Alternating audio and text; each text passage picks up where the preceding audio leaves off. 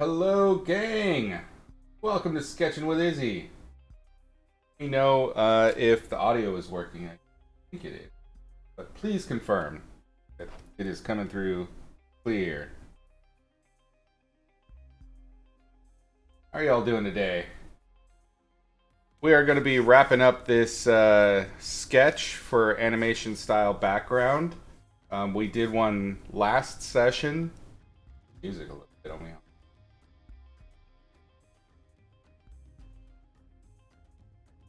A little bit loud.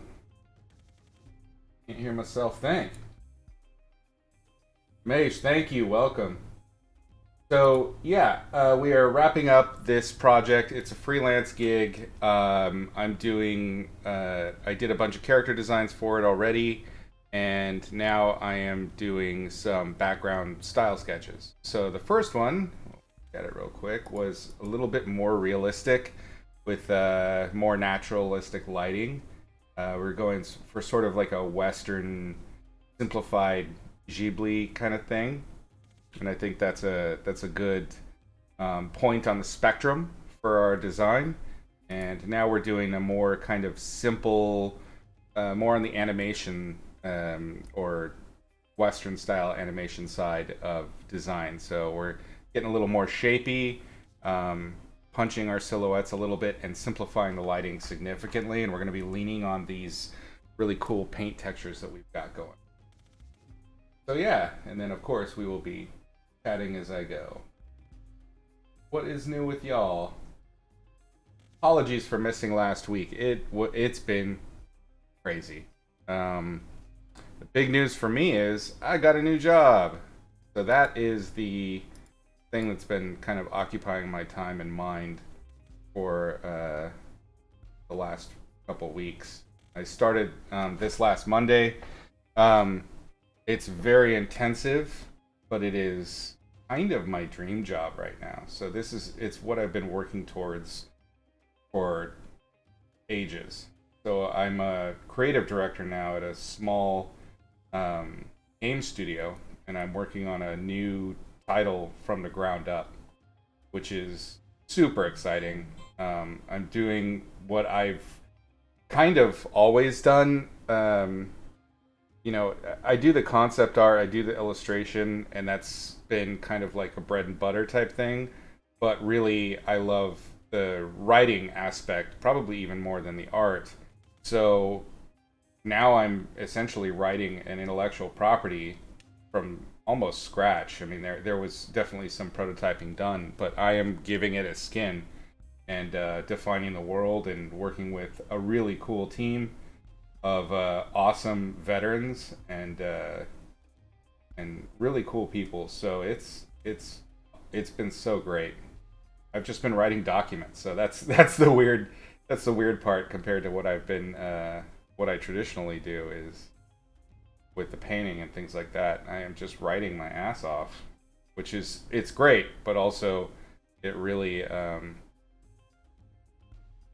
it's really like creatively draining because you're dumping everything into it.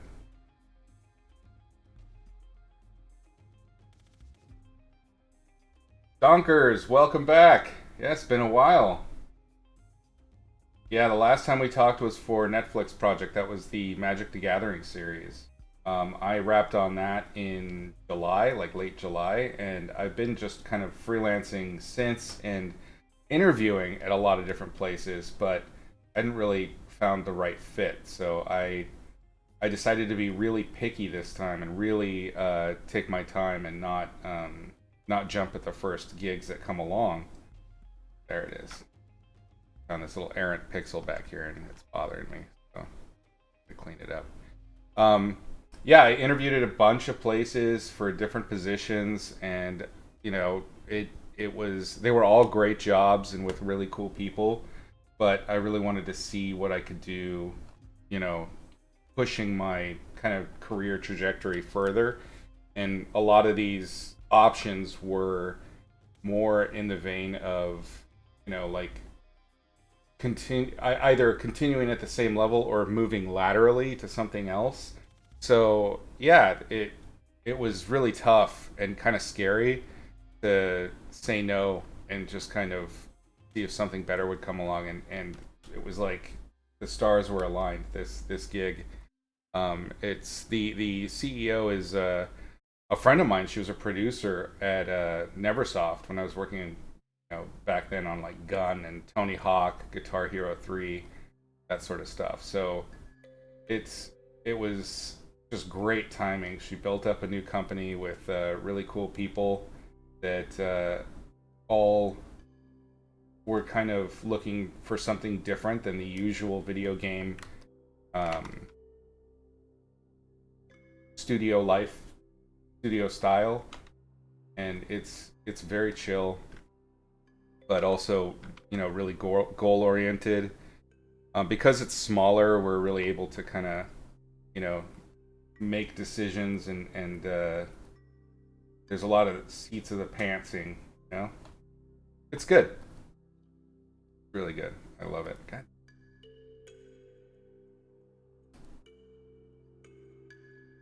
Sugoi Rabuchan, thank you so much for that follow.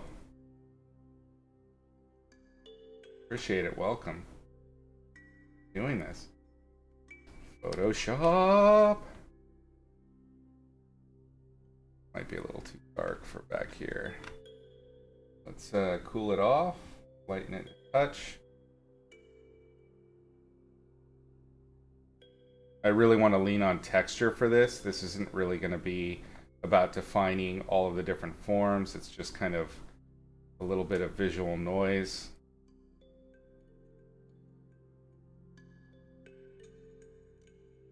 I love these brushes for this. I'm really glad I made the decision to make a rough brush set. Slayer Sieve, you want to offer promotion? This is a lovely bam. I don't know how to deal with that. Whatever, just ignore it. Can't be bothered. You got news as well? You're done with college? Congratulations, that's awesome. Wow. How was your experience? How would you rate it? That is a huge accomplishment. I remember when I walked across the stage finishing college, it was like I was floating on air. Hopefully it was a similar experience for you. That's so great. I'd be extremely proud. Grab a cool, dim it a bit. We want to kind of add a little bit of hedge. Damn it! Bloody bastard.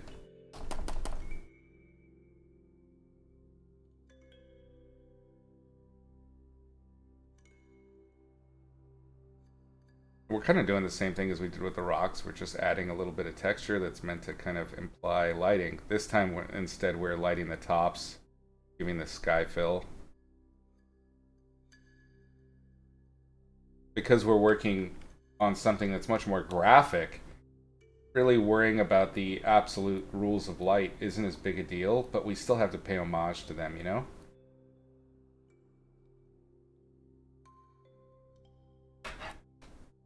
It wasn't the best, but you've got yourself to blame. What happened? Get distracted? Does feel good to finish something? Oh, damn right. It's a big deal.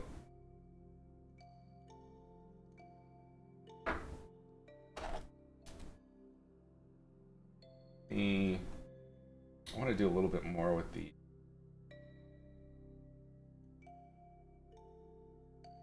let's make a layer.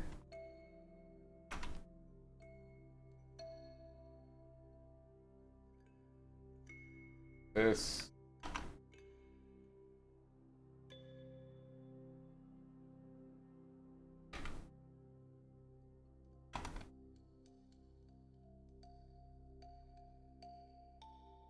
cover up a little bit of that sky that's leaking through there. Refine this edge just a touch. Grab another.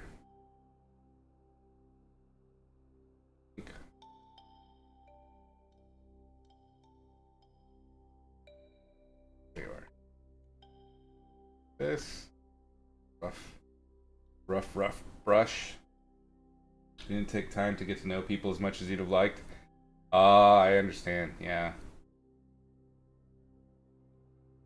It's all good though. Um, I mean, you can still reinforce those relationships because you have, that trench experience together. You all completed something that was really difficult.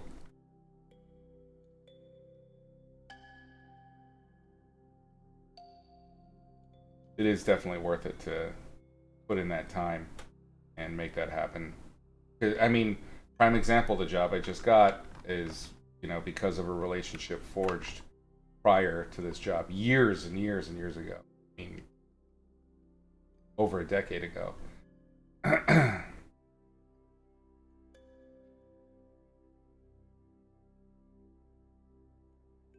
I've said it many times before with college. Absolutely, you're getting something with that higher education, and it's extremely valuable. But the relationships that you forge are really, they're going to be the things that keep on giving. You can do it.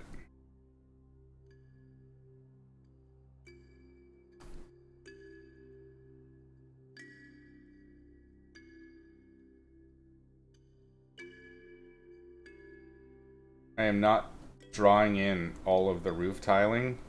I'm just or shingles. I'm just indicating. It's kind of like when we do scales on a dragon or something like that. You don't want to draw every single one in. Get real busy real fast. And when you're doing detailing that is specific to a style, you're after a specific style, you want to make sure that that detailing is in the same kind of visual language. So even our detailing here, although we're indicating greater complexity, is simplified.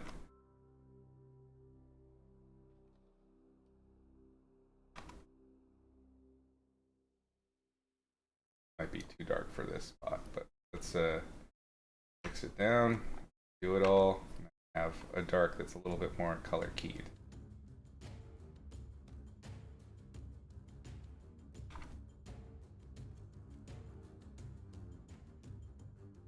Little trick I use all the time when my colors are not behaving for me.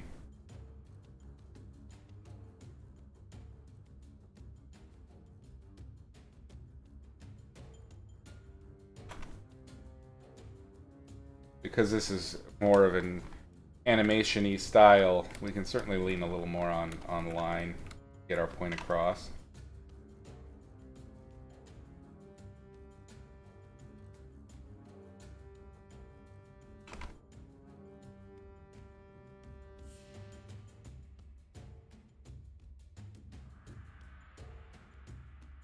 Move that just a touch. Works.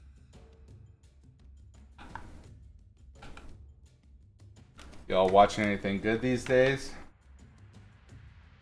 I I checked out the new Jason Momoa movie on Netflix, Slumberland. I really liked it. It was like a never-ending story or something. If I was 11 right now, that would probably be my favoriteest movie of all time. It's super sweet. It's a really simple story, but I liked it. It had that very 80s fantasy feel to it. It's clearly a love letter to those old movies. Is this supposed to be a background for a scene? It is. This is a scene for a green light pitch animation that is going to be attempted to be sold to a studio to invest in it. So it's going to be limited animation, kind of a teaser trailer. But I'm giving the client some options. They graciously gave me permission to work on these on the stream, and I wanted to do so that you would see kind of the process of the kind of the thinking and all of that for a freelance project like this. What goes into it, the struggles, all that good stuff. You can see the first pass, how I painted it up, and everything I went through for that. on YouTube now. I think it's probably off of Twitch.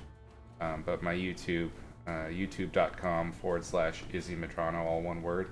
You can find all of the videos that I make here on Twitch as streams as archive.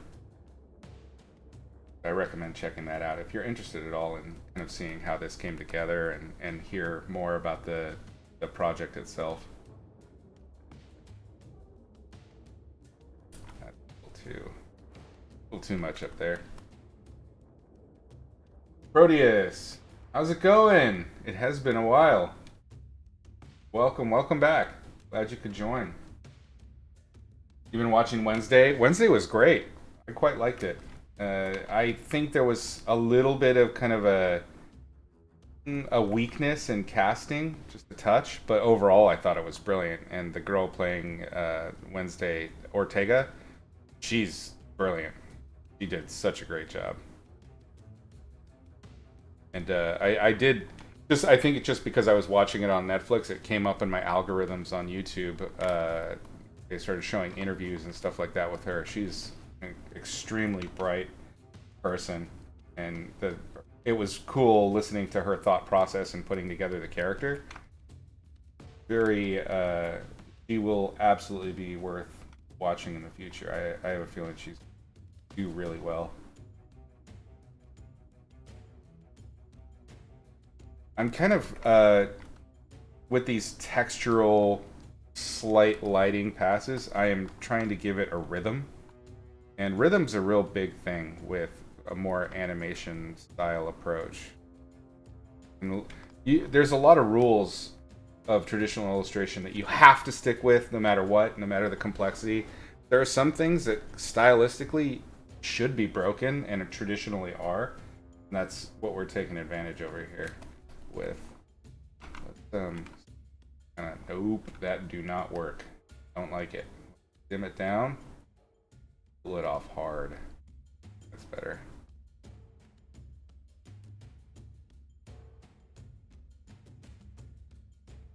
That's probably enough. We don't need any more than that.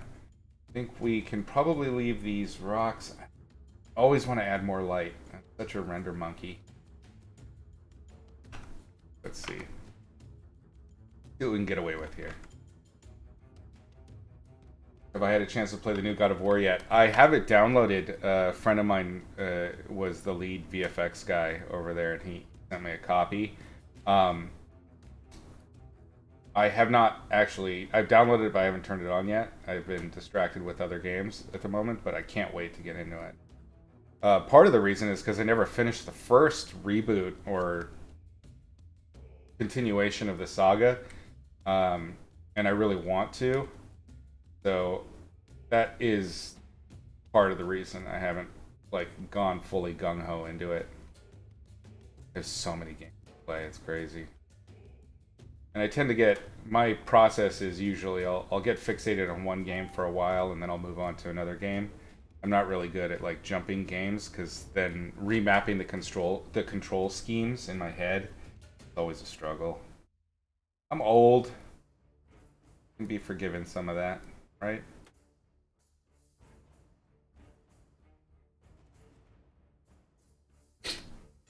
That's probably too much, but we'll leave it. The issue with rendering, especially when you're rendering into the background of an animated style like this, is that now as I come forward I have to get more and more detailed, and I don't want to turn this into a full-blown painting. It still needs to feel really graphic. So I need to find ways to kind of counterbalance that. I'm going to try and do some shadow passes out here. Kind of select that rock.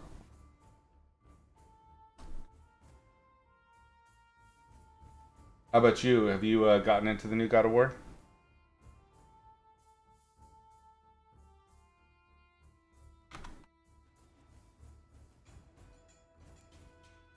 My current game is Call of Duty Modern Warfare 2. I've always been a shooter guy. Yeah. It's a sickness. I know. You played the last one? Yeah, I know that Corey Barlog, the director, was very much about making it as cinematic as possible. No cutscenes, no moving the camera, like letting the player really control it. Like that was a radical shift for a God of War game. The ones that I worked on, we had the not panorama, we had the tableau style where like Kratos would be running around on the ground and you would have a really wide camera and sometimes it would zoom in and then it would cut to another shot and it was cinematic in a different way. It was extremely controlled and that was always the purpose. Weirdly, I just started listening to the God of War podcast by Wizard and the Bruiser, which is one of the few podcasts I listen to, like just nerd media and history. And they're doing God of War right now, and listening to them talk about all this stuff that I know so intimately, but from this kind of outsider perspective, is so interesting.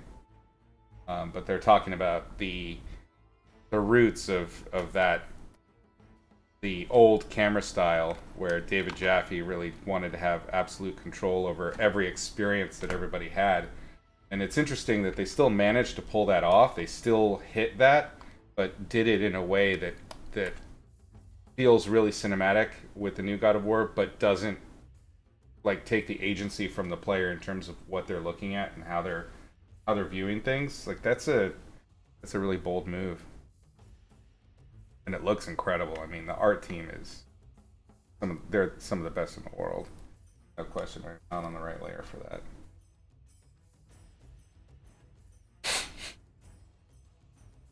Sorry for the sniffling and whatnot. I'm a little blocked up, and I can hear it in my voice. It's giving me kind of a funny rumble. Save that.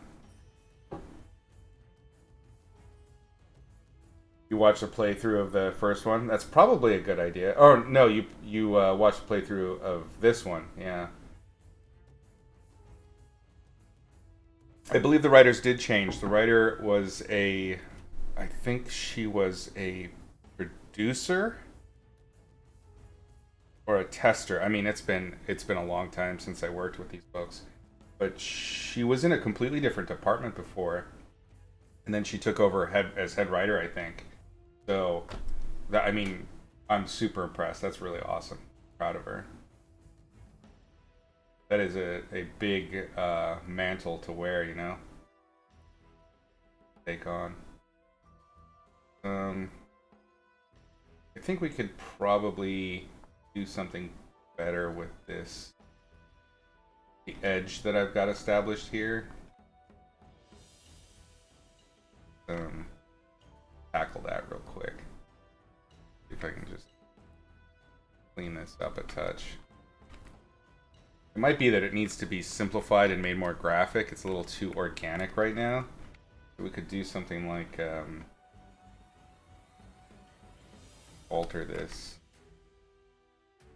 edge, just kind of clean up those overt little hills there. This one felt more quippy and feel good than the last one. Oh.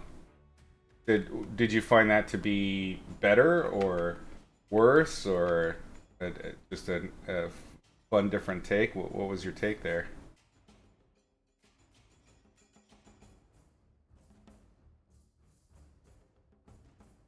I mean, if you consider the changes between previous God of Wars and the last one, not the one that just came out, but the God of War reboot with the kid, that's a huge departure from the tone of how God of War used to work, and that's one of the things I'm hearing now in the podcast is how everybody that was working on the team was older. They all had kids, and like they didn't necessarily want to make this murder clown again. So they decided to try something different. I think change is good. Try that.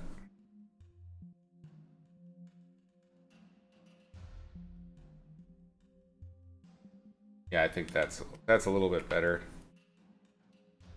You can still get that edge to rough up a touch. I am painting in the mask right now. I'm not painting directly on the pixels.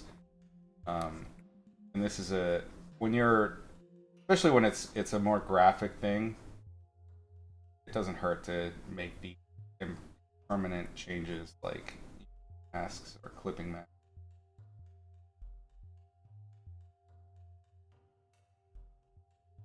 It helps us. It softens the edge, gives it a little roundness, and that cool band that I've added back there is a nice way to turn the form so that the hill kind of flows away from us. We could probably even throw in another layer. I think I did simplify this, so I won't do several of them. I'll just do one for the building location. Kind of follow this through. We're gonna do the same thing. Just grab that cool color, dim it a touch. Different brush. Go back to our big color boy. This is a separate layer, so I don't need to be super tight about it. And I can really soften that texture with an eraser. Get rid of the selection. Yeah. And that just gave us a little bit of a hill. Excuse me. Overall, you liked it? You liked the first one more, though? Ah. This one is much prettier. Yeah. That's even back in the day, that was something that I did notice would happen with the game, is you would get so caught up in the playing of it, you would you would kind of forget how much goes into that art. And that is one studio that just has the whole beauty pass so down. You know, some of the guys still there are some of my former students back when I used to do the house. Like lead concept artists and art directors now. It's so cool. Love seeing what they're making. Like it's like Proud Papa stuff, because I used to work on the same project and they've just made it so much better.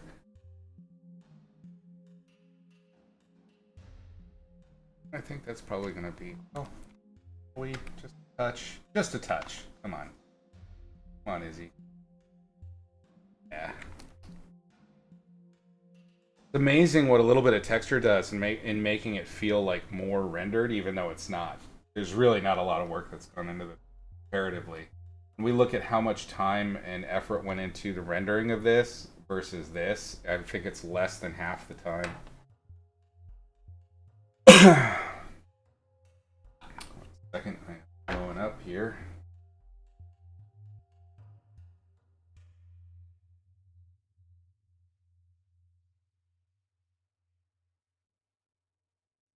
Friends wanting me to come on and play Call of Duty.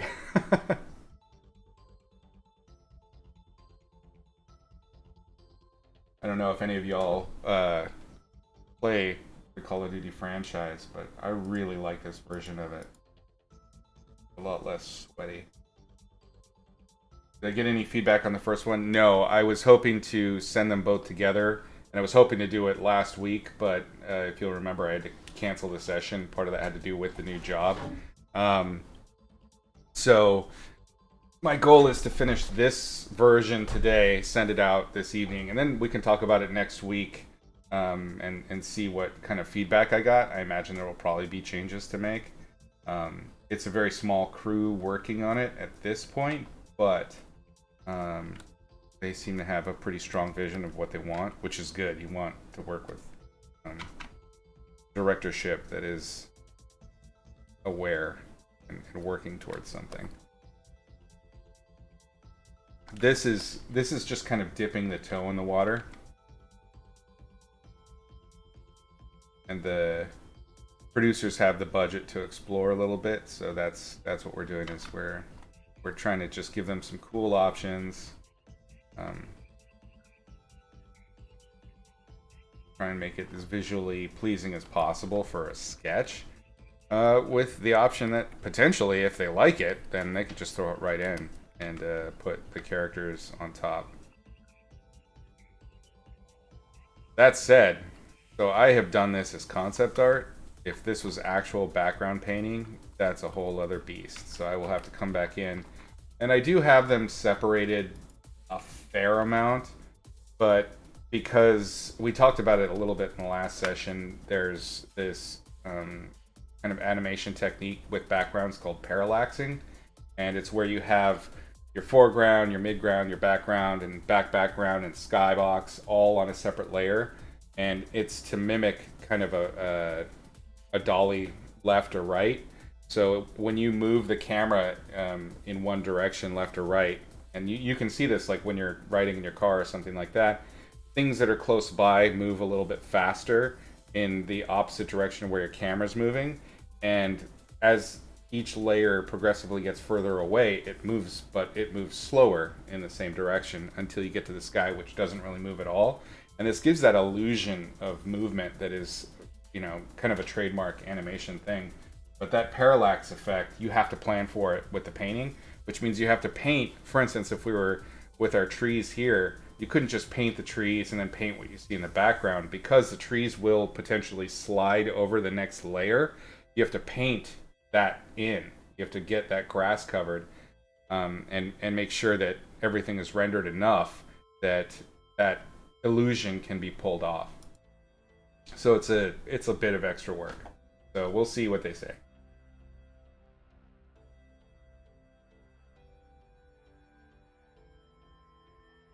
Okay. We're just building up the final bits. I mean, if I can finish this quick enough, how long have we been at this? Long enough. 40 minutes. A lot of me gabbing. If I can finish this, in the next 20 minutes to 40 minutes, I'd say we could just start a new one. That would be fun. I do have freelance magic stuff to finish too, though. Unfortunately, I can't do that on the stream. I think it's a pretty big missed opportunity to not do that kind of engagement. I am sure, quote me now and smell me later, that will be something that a lot of studios will begin to do someday. Obviously, it's not today, but someday that's going to be, because it's such a natural engagement. Like you're introducing people to the product and the style and the personalities involved in making it. I mean, it's a win-win. I don't think I'm going to be able to get away with doing a full-blown cool side to this. So I think I'm actually going to let it stay darker, but let it cool. I want it to differentiate from the next layer so that this still feels like a little hillock right here.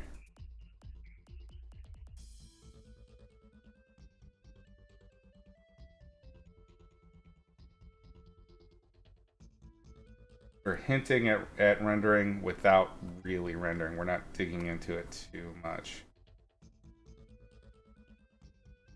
Especially with animated projects, most audiences aren't looking so close. Yeah, I mean, they absolutely are missing. Just like the game, you're not, because you're experiencing the story, you're only subconsciously taking in the art, unless you're a person that really pays attention to the art. A lot of people don't even notice it, but it's a really important part of the cohesiveness that sells the story, that makes it believable. The art is integral, just like the writing. Yeah, I think that works. I don't want it to feel like kind of an illusory thing where this is the back end of a kind of a divot going into the ground.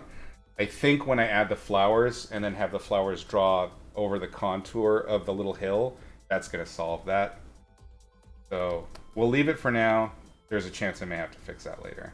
Let's get back on the rocks and try and finish these bad boys out, then the trees, and then we'll see where we're sitting at that point. I could, in a new layer. No, that's not. What the hell? Oh, it's because I have a clipping mask that's clipping to the entirety of the grassy bits of the island, and the stone thing is on that. So I could actually disconnect that from it, and it's because it's in the interior of that, it's not going to break out of that clipping, the greater clipping mask. But now I can clip things just to the stone circle, and now I don't need to worry about selecting anymore. See?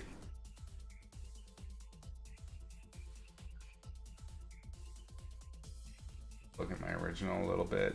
I think we're gonna go more natural with the stones this time, in keeping with the kind of crunchiness that we have with the others.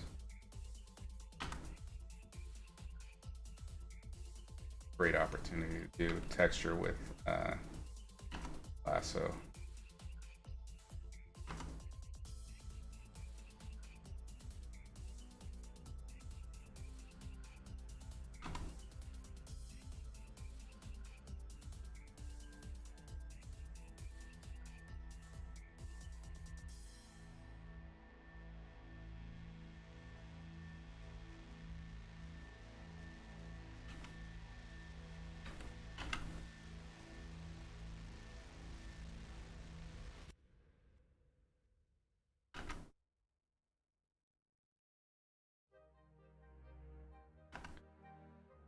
Group that together.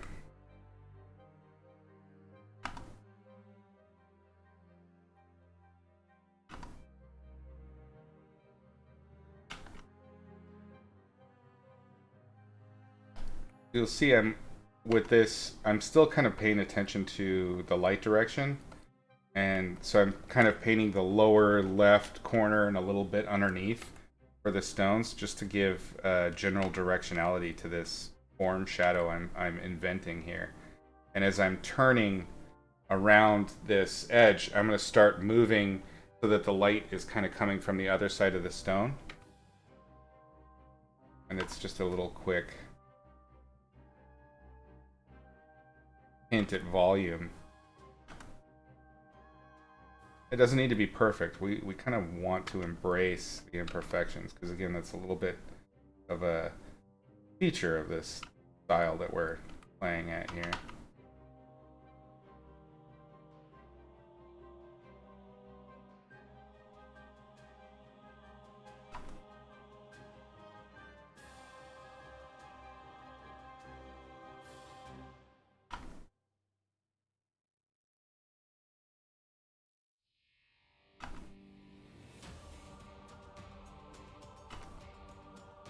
You can also do that too, just lasso out, you know, a ambient occlusion line. It's just going to give us a clear cut between two surfaces. The shadow pool that happens when light is like multiply down in a crack, and there's not any bounce light going in. It's kind of the inverse, where the shadow's collecting and it's becoming stronger as a result of that compression at the edge there.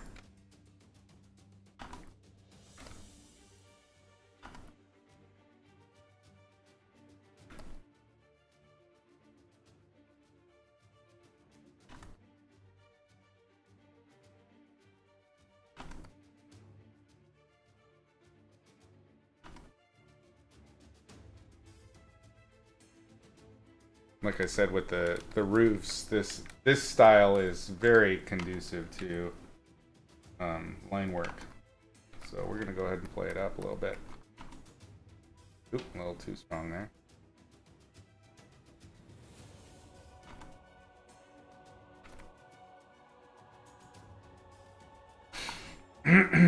Bedtime, time to take your leave. Hey, take care, Donkers. Congratulations again on graduating.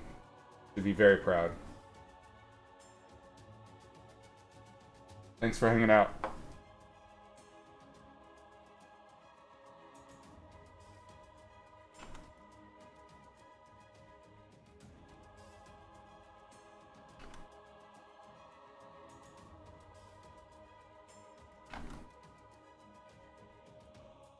We can, of course, have ambient occlusion lines with these bottom stones, but I'm also going to have an overlap of grass. It's going to kind of break up that lower section so it doesn't feel as graphic-y. A little bit more naturalistic.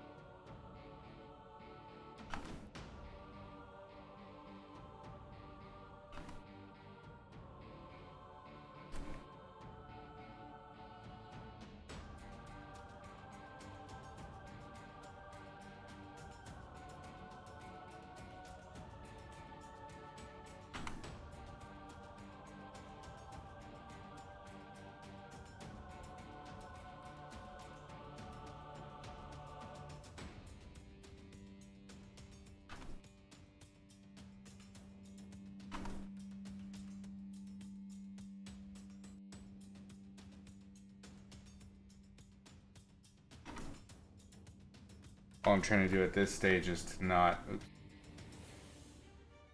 make too many similar shapes and rhythms. I want to break it up here and there as much as I can. Easier said than done.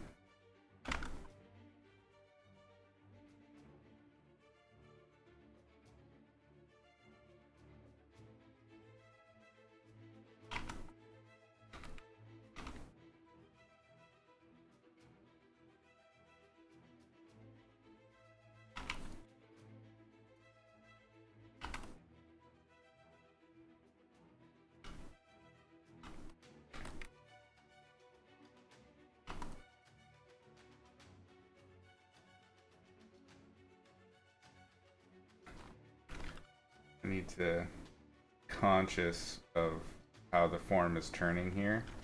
And I'm going to do a big grouping. Create that top edge. I need to do it on both sides, I think.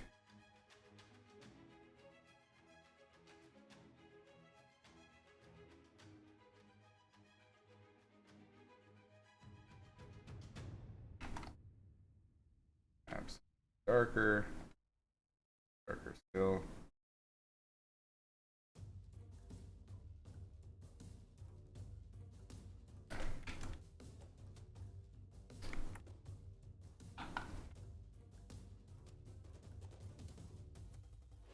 Topstone.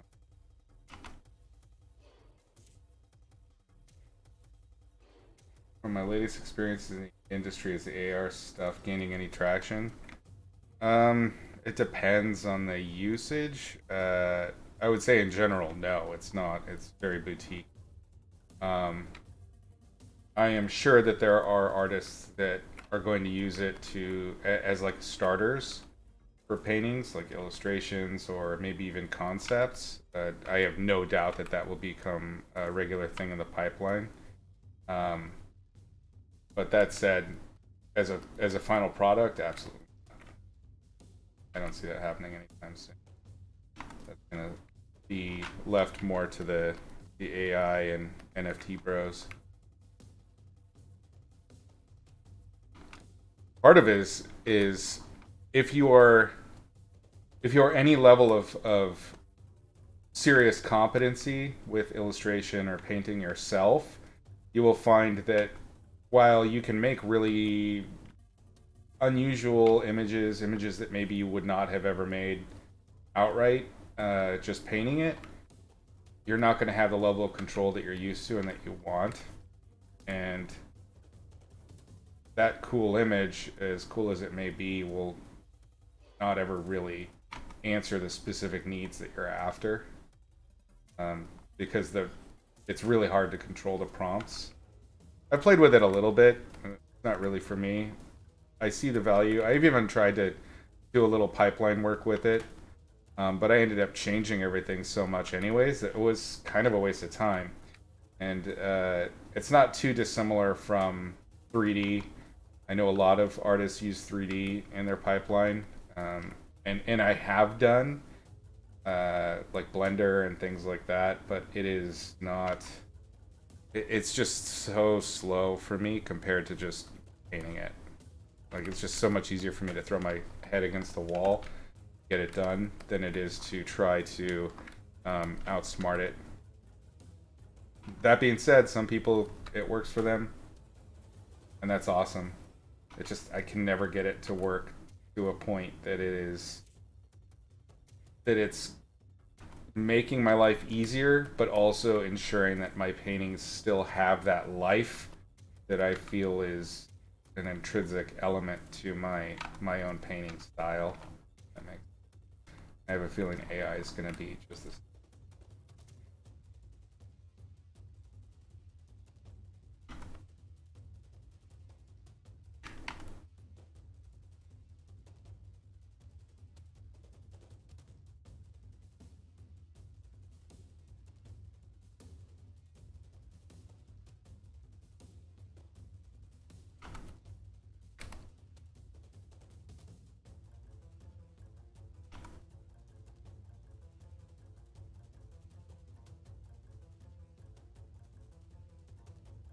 You're watching a newly released model of GPT-3 Da Vinci. The writing part of art, like, is it it's a prompt maker or something? I don't know that much about it. I have not followed the AI thing very closely.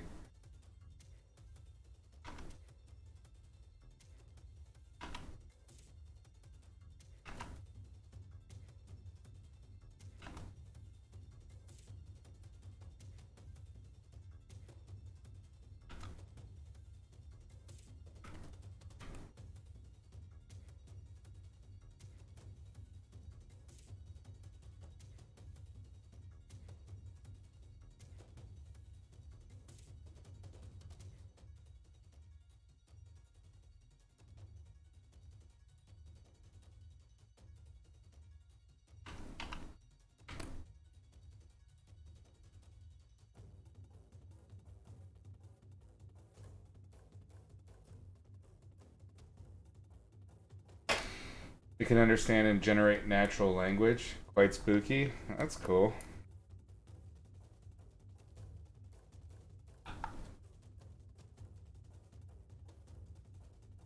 I mean, it makes sense. We're trundling ever forward towards our singularity.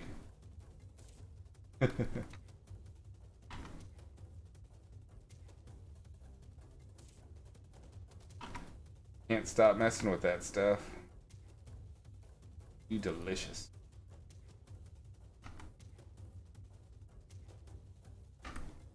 I think the driving forces will always be that humans are naturally extremely cheap and extremely lazy. So we will let these things continue.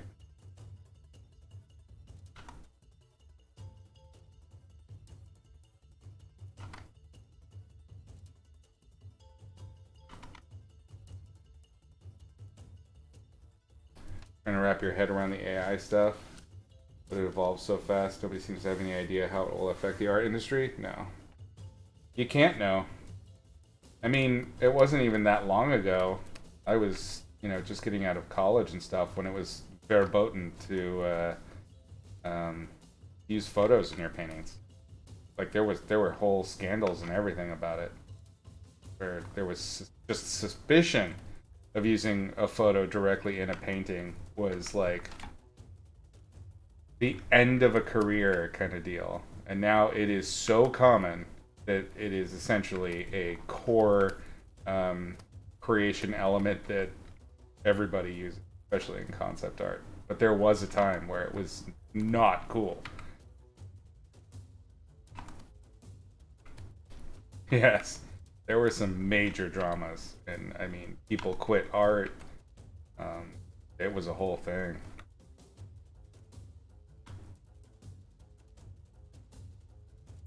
I mean, I'll be honest, even I had pretty strong opinions on it at the time. And I still kind of stick to them in some ways. Like, I'm more hesitant, or, like I said, I'm just more likely to butt my head against the problem rather than take the shortcut. I mean, I'll even sometimes just willfully not use reference, which is a stupid, dumb thing to do. But it just flows smoother for me when I do that, I guess. But yeah, back then I thought it was pretty not cool to use photos in your paintings. Now, obviously, I don't care, and I do it fairly regularly, especially if it's for a paid gig.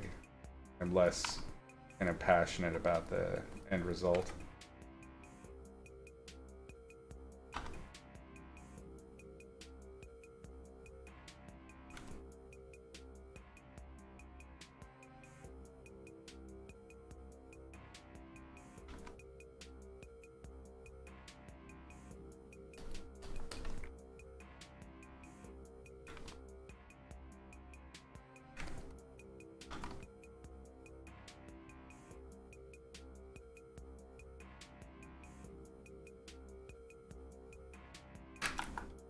People that use photos or other shortcuts successfully not make it look good also have the skill to do it manually. Yes, I think that is traditionally true.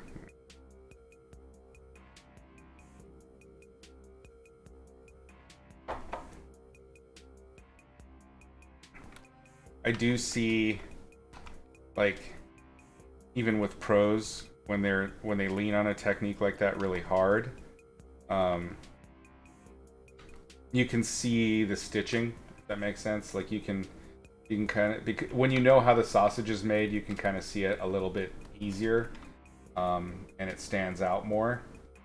But it's really philosophical at this point. Like nobody cares, so it doesn't matter that you can see it.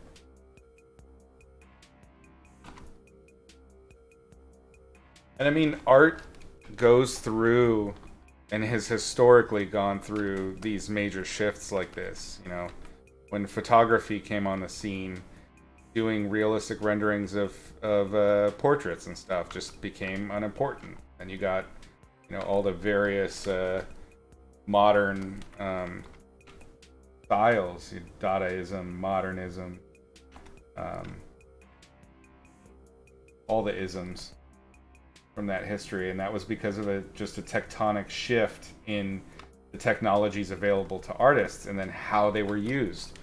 And it's gonna keep happening, and this is just gonna be the same thing. So I wouldn't even try to forecast at this stage because it's just totally up in the air. You know, anything, really, truly anything can come of this. I have no idea. I could not even guess what will be the result in terms of AI in the professional industry. I am sure that it will be used, or there will be something about it that can be taken advantage of in order to improve the process, make it easier, whatever. I mean, I could even see things like you being able to purchase AI packages that you can teach your own source algorithm with your own art, and then have it make how you would do something, and then you just go in and clean it up, you know, like an apprentice in the olden times, oldie times. I could easily see something like that happening, but I don't know. No one does. It's kind of a weird and interesting part of the whole thing.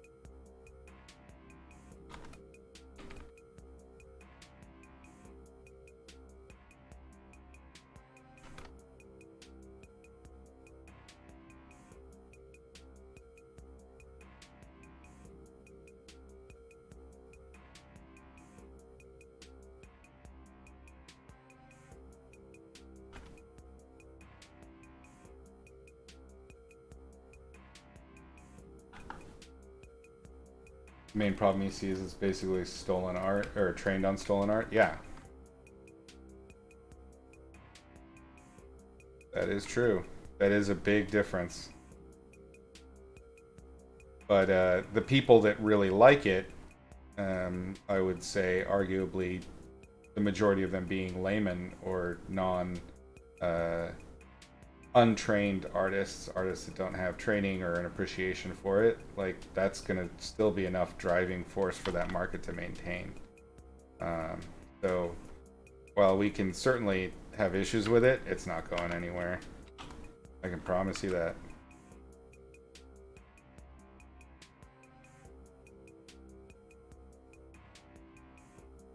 Yeah, see, so I had rendered those back elements a little bit more than I intended, and now I'm having to dig into these much more rough. But it's all right. It's simple. It's not really challenging creatively. It's just kind of like making interesting shapes. Oops. A little bit more depth and darkness there. I think we will let it kind of fall off a little bit more as it turns away from us, this stone wall.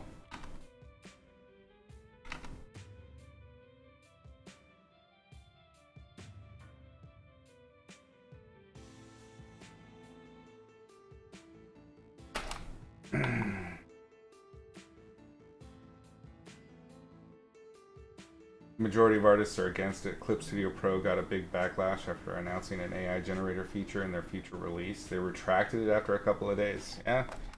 Oh, I think there's going to be a lot of pushback. I don't think that they'll win, but I'm just cynical that way.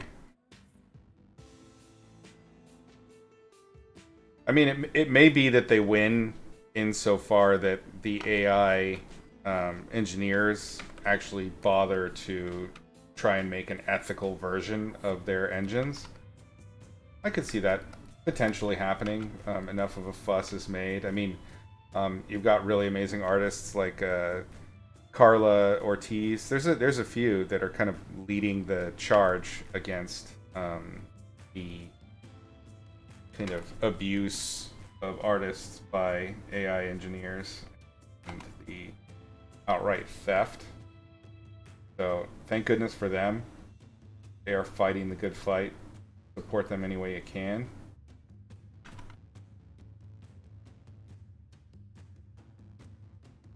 think I just have a strong nihilistic streak, you know?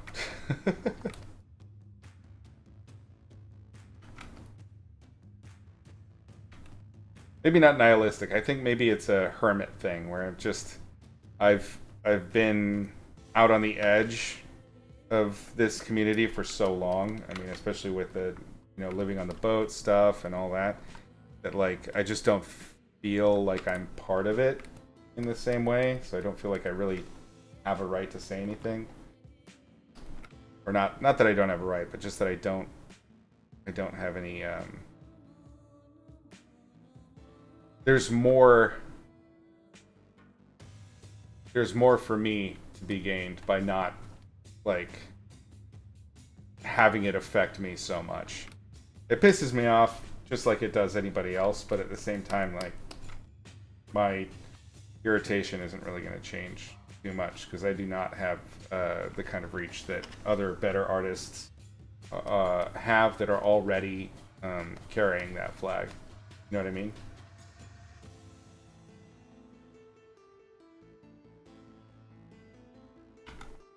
I shall cheer them on from the sidelines.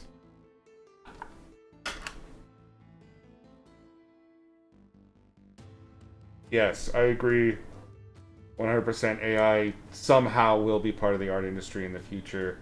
And there are, it's very roundabout. There are other ways that we can talk about that are kind of being used to realize artistic goals. Particularly, I think we'll see it with film.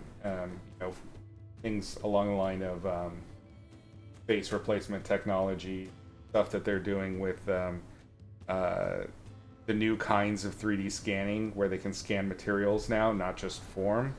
I mean, a lot of that stuff is built on artificial intelligence reassembly of things. So, it's guaranteed that this is going to be part of our future. It's just how.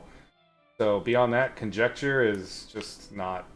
It's not really something I do. I don't do too much of that. Gray Voice, welcome. Glad you could join. I'm way more zen, or I am more zen than most artists. Then yes, I think that's probably true.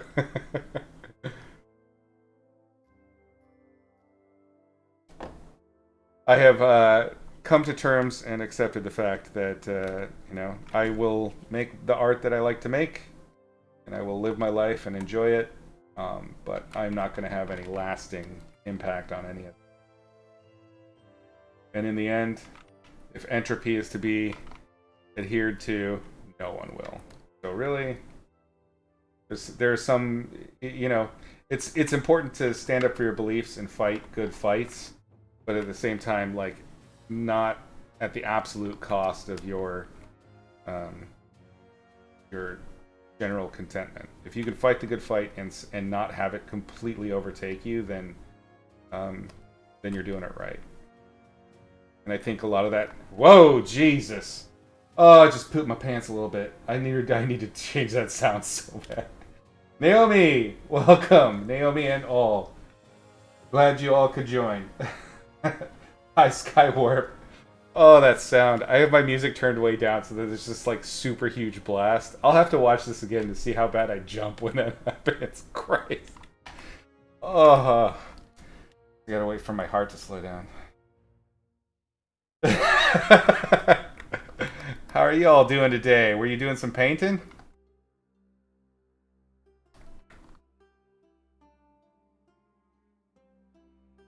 Aries, welcome. Hello. Naomi, you've done it twice now. Thank you so much for raiding with your big crew. I think maybe it fits to just keep that there because I never expect it, and when it hits, it's like brutally loud. Oh, I think it's. I don't remember. Is it the sound from? Oh God, what is that movie? I forgot already. Inception. I think it's the sound from Inception. Yeah, and it's quite loud. So thank you for terrifying me again.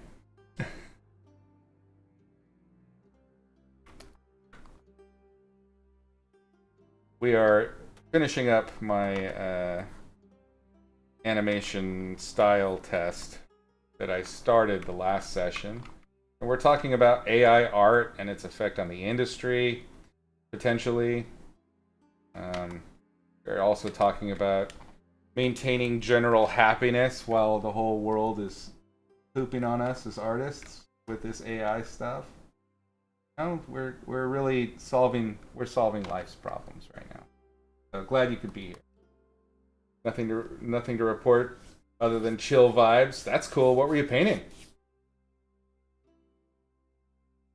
I really need to watch Twitch more. I barely ever get on to watch. It's almost always just for streaming.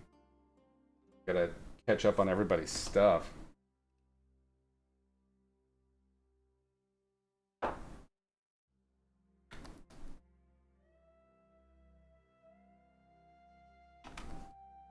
We should certainly get Naomi's thoughts on these this AI thing. What do you think? What do you think about AI? How do you think it'll affect the industry in general? Do you see an ethical path for AI to join the ranks of the many tools that we already have?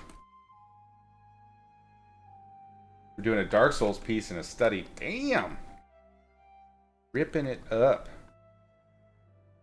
Everybody that's been watching me, if you don't follow Naomi, you are missing out. Her work is top tier. Absolute master.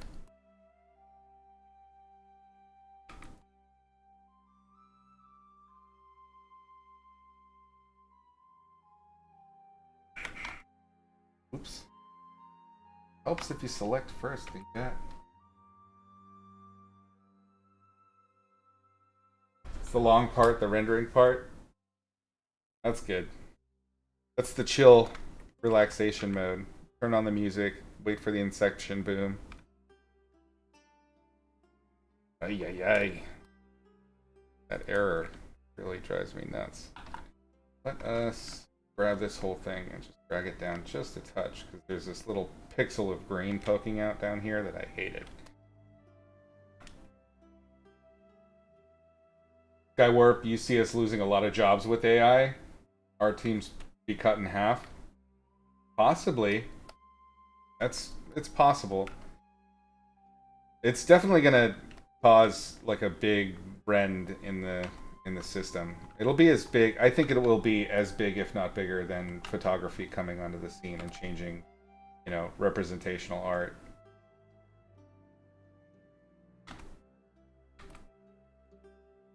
I think so long as AI continues to like feed its insatiable lust, and needs to be trained on human artists, that there will still be need.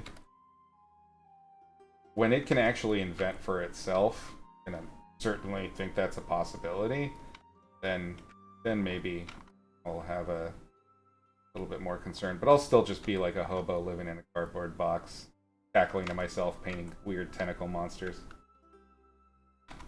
Tentacle Pomeranians, which is my way. I mostly paint to entertain myself, so I mean, outside of work, it's not a huge deal for me. Let's see. There'll definitely be a lot of jobs scraped, yeah. Just another tool, but the way the tool was made is the issue. Yeah, certainly not ethically made. Kind of gray since it uses other artists' work to generate its own, but technically isn't what Isn't that what we all do? Learn from others. Yes, that's true. I think the difference is that in our extrapolation from others, it's like thank you for the follow, Aries.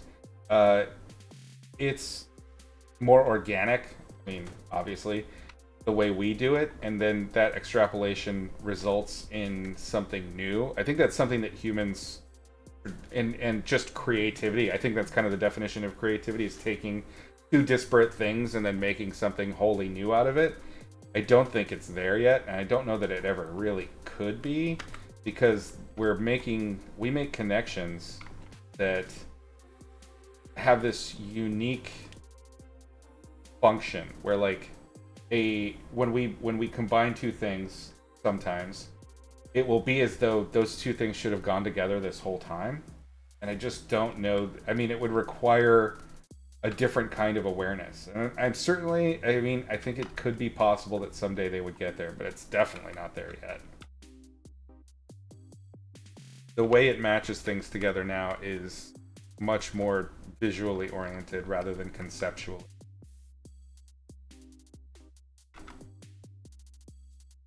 Once it starts doing it conceptually, yeah, I'm out of a job.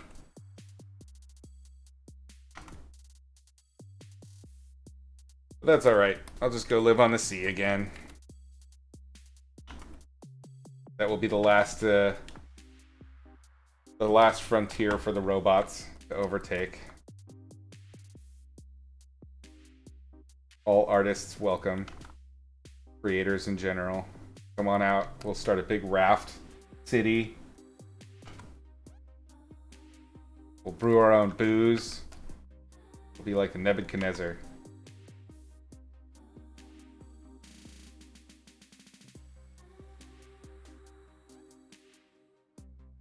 You do think it doesn't target specific artists? It's pretty ethical.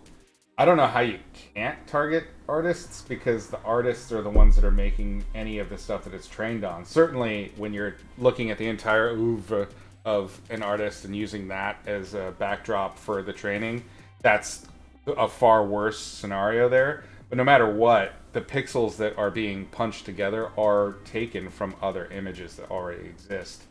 So it's tough. I mean, obviously what they've figured out now is kind of the rule systems for making an interesting image, and it works because those rules have always existed with image making. So there's that part. But again, once they get the concept thing down, then we're really in trouble. Paint, entertain yourself. Great. Next. Not there now, but the thing that scares you is the speed it's evolving. Yeah, I mean, it absolutely is moving insanely fast. For Art Island, hell yes. We'll have a penal colony out in the wilderness. Love how we were told creative jobs would be the last ones to be absorbed by robots. Robot makers took that as a challenge. It's true. It's very true. Well, the thing that I consider to be interesting, you know, when we're talking about end game here for this, is a lot of this is dependent on human taste, and we can't ever know what humans will love. I mean, your algorithm changes over time. You evolve, your interests evolve. As you age, your priorities evolve. So, like, the robots, the way the robots handle it would have to constantly evolve too. Because I have a feeling at some point, you know, it's like if you've ever read Diamond Age by Neil Stephenson, it's kind of the unofficial sequel to Snow Crash. One of the concepts I love there is once they were able to develop a technology that allowed them to molecularly print just about anything that is needed. So you could literally print food, you could print clothing, you can print transportation. All of your basic needs are taken care of in this dystopian society. It should be a utopia, but it's not. And what results is this kind of clamor by humanity to go back to the old ways, to this value for the old things. Handmade stuff becomes wildly expensive because it is such a rare skill to have. and mostly people are miserable because everything is taken care of, but it's homogenous. There's no art, there's no life, no love. It's just toast. So I have a feeling that this kind of trajectory for the AI absolutely could kind of go that route where really the things that are truly valued are the things made by hand. The things like artisans and craftspeople are the ones that will again be at the top, and they're the ones that have the great wealth because they have these abilities that people value extremely highly. When you have when everybody's got access to high-end illustration because they just wrote a couple of words, then being able to do anything different and do it by hand inherently has more value and will continue to do so. So it's just a theory, and I mean, based off of a book, a sci-fi book no less. So like, who knows? But either way, read Diamond Age. It's a great book.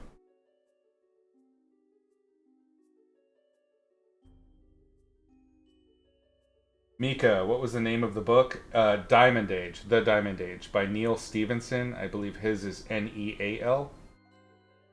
Yeah, he's one of my Neils. Neil Stevenson and Neil Gaiman. They're great. Stevenson is an awesome world builder. Man, that man can put together some stuff. I'd say his endings can be sometimes, but he's got a few that are just perfect straight through.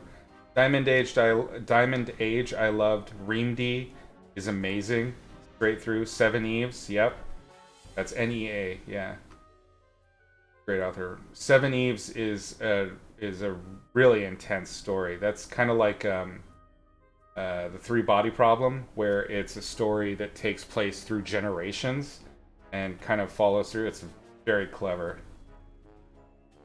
Yeah, check it out. It's worth it. Snow Crash is a great read, if for nothing else than classic cyberpunk and really great world building and fun characters. But it ends pretty poorly. But I have read it numerous times. It's a favorite of mine. But I can acknowledge that ending is pretty weak. Especially now that I've been spending so much more time studying story um, design.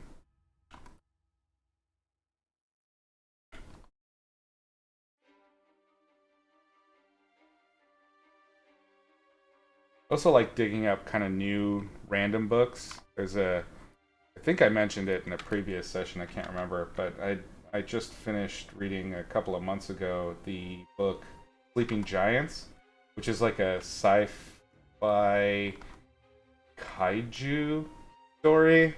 It's really interesting. Fun characters, and it's written in that, I can never remember the name of this style of writing, but it's like interviews that it's interviews of people that experienced a thing. You're listening almost to recordings of an interview. World War Z is a prime example of that. There's a word for that kind of storytelling, and I can't remember it right now for the life of me. But it's pretty good. I picked up the sequel, but I I didn't get around to reading it in time, and so I had to return it to the library. I'm sad. I'm sad. I got too busy.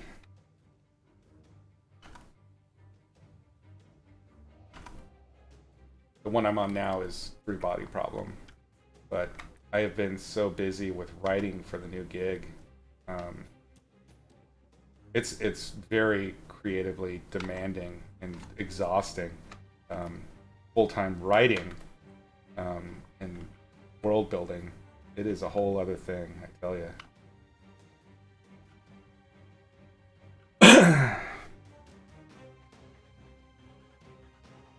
Might check it out. That's good. Reading books is actually a better way to watch a film. Yeah, I think it can be. I love reading. It's just it takes so much time, and I prefer to read. But it's I'm a very slow reader, so I listen to audiobooks a lot. I did that a ton on the boat. I listened to 100+ books while I was out there.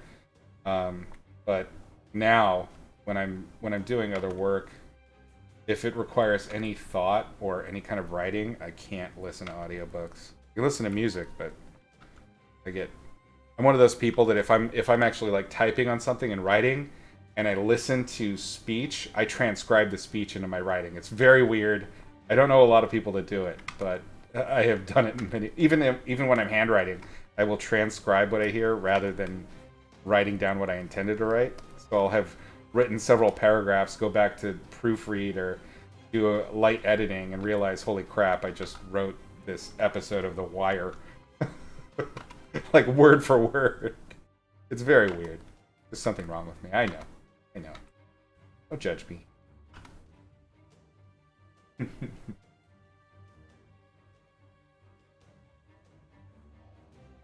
Why don't I get it from LibGen?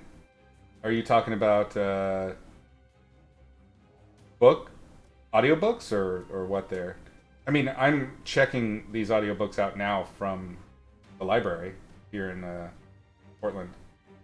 Everybody is great. It feels so different and non-Western somehow. So I haven't.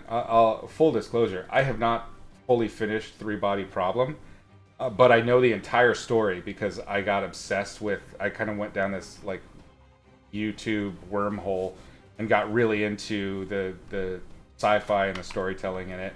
So I know the whole story already, but I didn't actually fully read it.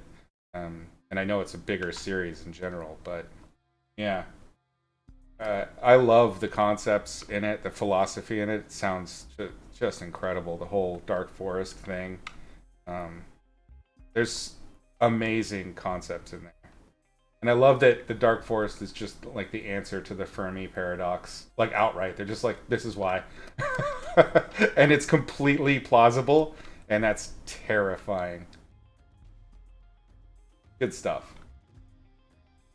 Writing and listening to books sounds hard. Yeah, I can't do it.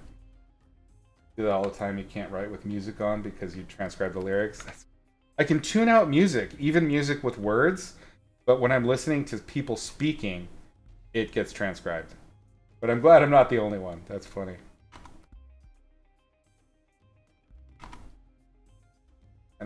I do not want to get too deep into these back here.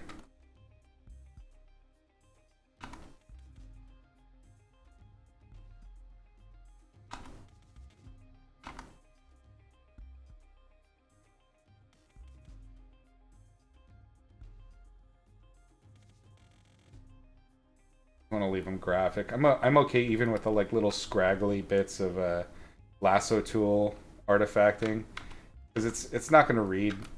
The the thing to remember when you're doing something like this is that you're you're building a background for something that's going to move, and our vision is so attenuated to movement that I mean we're not tyrannosaurs exactly, but movement's a huge part of how we process our sight. Um, Details like this and these little scraggles you will never see. So prioritize like how you spend your time.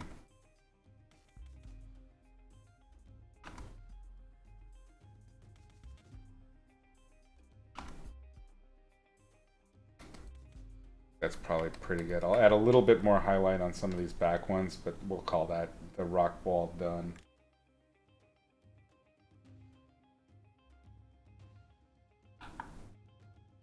You're reading a memory called Empire. Thought about me because it's about a galaxy spanning empire based on the Aztec culture. That sounds awesome. I'm down to check that out. I long ago, I think it was when I first started living on the boat, I read a book called Aztec that was amazing. I think it was Gary Jennings wrote that one. And it's like the spoken history of the invasion of the conquistadors, and it's the story told. It's kind of an interview too, but there's a character who's kind of this Forrest Gump type character where he's just experienced everything. Like he starts out kind of like a lowly citizen, becomes famous and rich, and then becomes lowly again. And he's there for the entire the beginning and the fall, not the beginning, but the during the good times of the Aztec Empire all the way through the fall. And he's being interviewed throughout the story. That the story that you're reading is his life and his experiences and all the things he's seen and done, but also it's all being told to these like Franciscan monks that they've already invaded, they've already killed Moctezuma, and that's all done, and he's just sort of recounting the whole story, and it's an amazing tale. The guy that wrote it did a bunch of interviews. Oh yeah, I think I may have mentioned it because of the blood flower thing. But the guy who wrote it interviewed all of these native folks from Mesoamerica in order to get the story down, and it's super unique. I loved it. Really enjoying Memory Called Empire. I will look it up. Ask yourself why you didn't get the book. You couldn't read through. Oh, I mean, most people don't finish books that they get from the library. I think that's not unnatural at all. There's no true multitasking. You just switch from task to task really fast. Yes, and you're exhausted when you do so. You still think about the stuff from Bloodflower? Oh man, I appreciate it. I it's still there. I have the full IP written up. So whenever I find the time or the right people for that project, I'd love to reinvigorate it. I thought there was a lot there.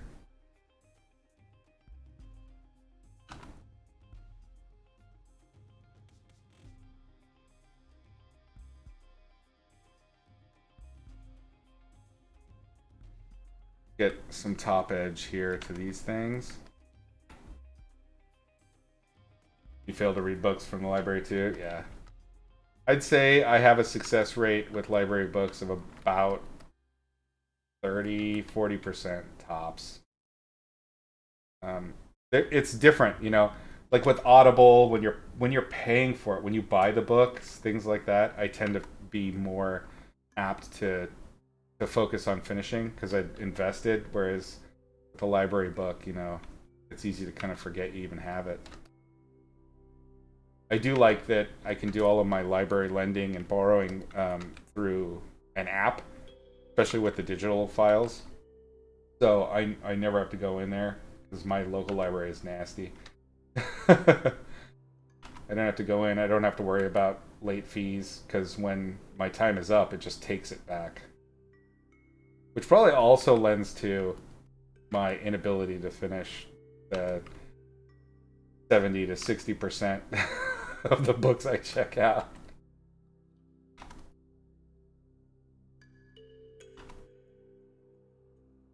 I probably did too much back here. This does not need that much. These are okay. A little hint.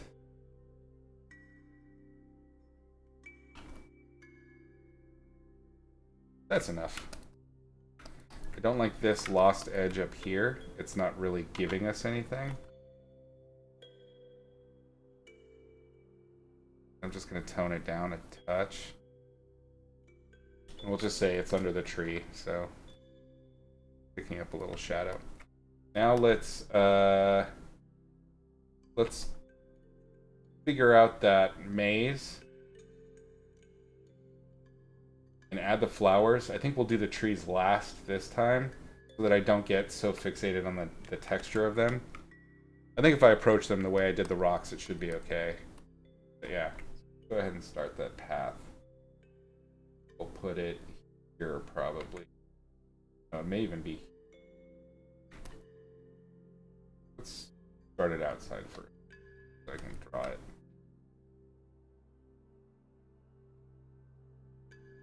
We're gonna kind of do the same thing. We're just gonna see if we can do a selection to create it. It might not work. We might have to actually just draw this, but my prime motivator, as I have mentioned many a time, the laziness. So goddamn.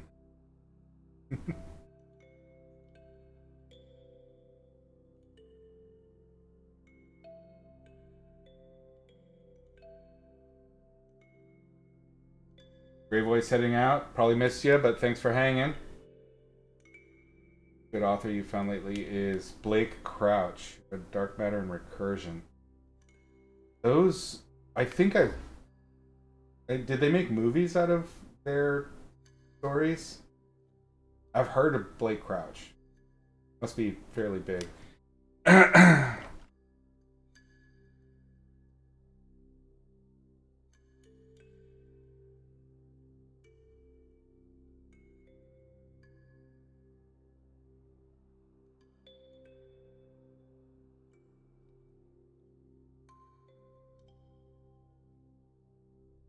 So many good stories out there.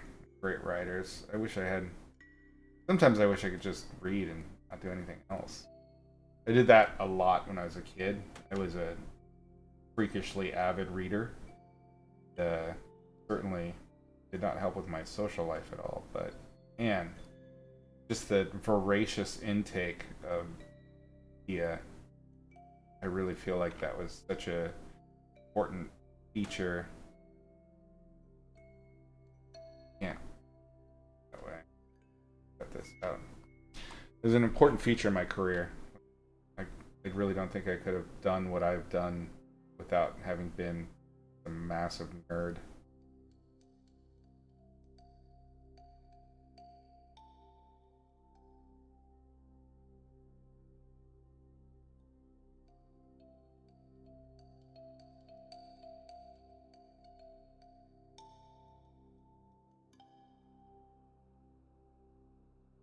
It's gonna be extremely ugly. But what I did learn from the last one is that it doesn't matter too much. Kind of hard to mess it up. I mean, it's meant to be kind of a dirt path anyway.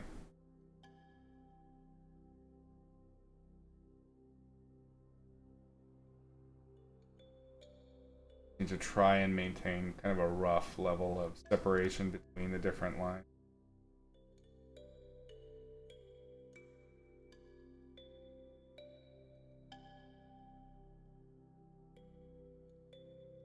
That was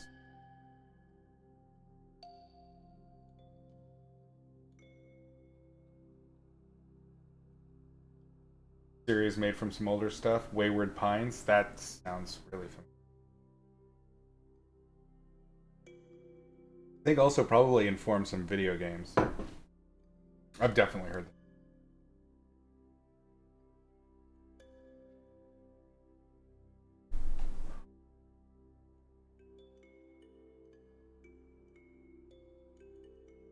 Just checking my time.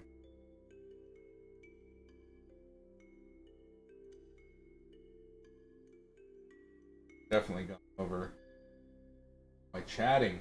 Blah blah blah. Yeah. Oh well. We'll just keep going. We'll finish this up today.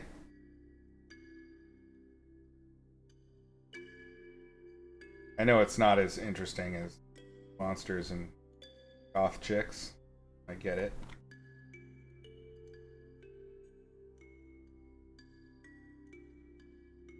But, you know, very little of freelance work that is as sexy as you'd want it to be. No?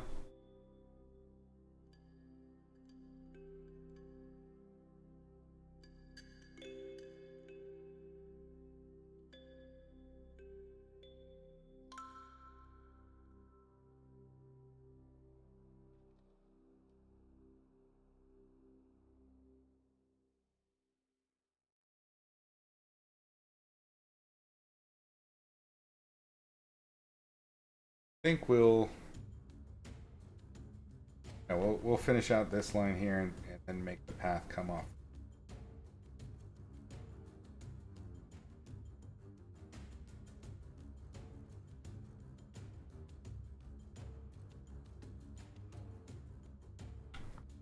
Okay, let's just fill it. But I am gonna fill it with the texture color grab from our previous. I mean, just by virtue of this brush, it should be more visually interesting. The other one, because it's going to give it some texture and color variation. Make sure don't leave any ragged edges.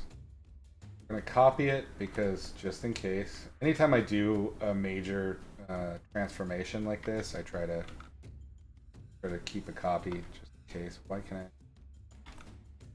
Oh. I had a lasso tool somewhere grabbing. Let's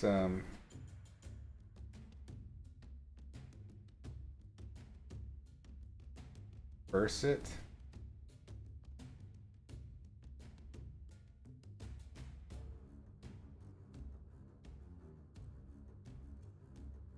when you're transforming something that's mildly elliptical, you always got to remember to account for your axes in the transformation. I see it all the time with this kind of thing where if you have an ellipse or a circle and you need to transform it into an ellipse, what happens is people will just squish it and not account for the fact that it does stretch in perspective when it's tilting towards the viewer. There should be a little bit of a stretch. And what it does is it changes. When we're talking about a perfectly squared circle, it what it's doing is it's not actually making like the circle spread out in the front, but it changes where your center line for the long axis is so that it is more accurate to the perspective. So it's worth it to try and nail that you get the correct perspective feeling, because it's very easy to mess up and make it feel outside of your proper perspective.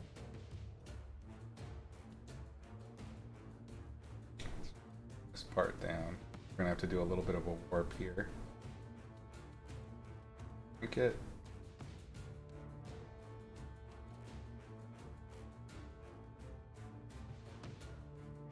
Now we can do a warp. Give it a little bit of an organic pass. And if you're going to be warping something with really hard edges like this, try not to warp it too much, because you're going to end up with really soft edges and it'll look like butt.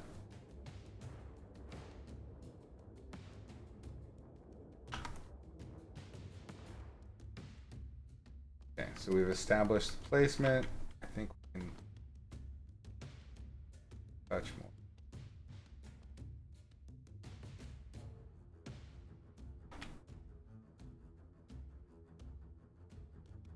Soften it away quite a bit. Just the other one.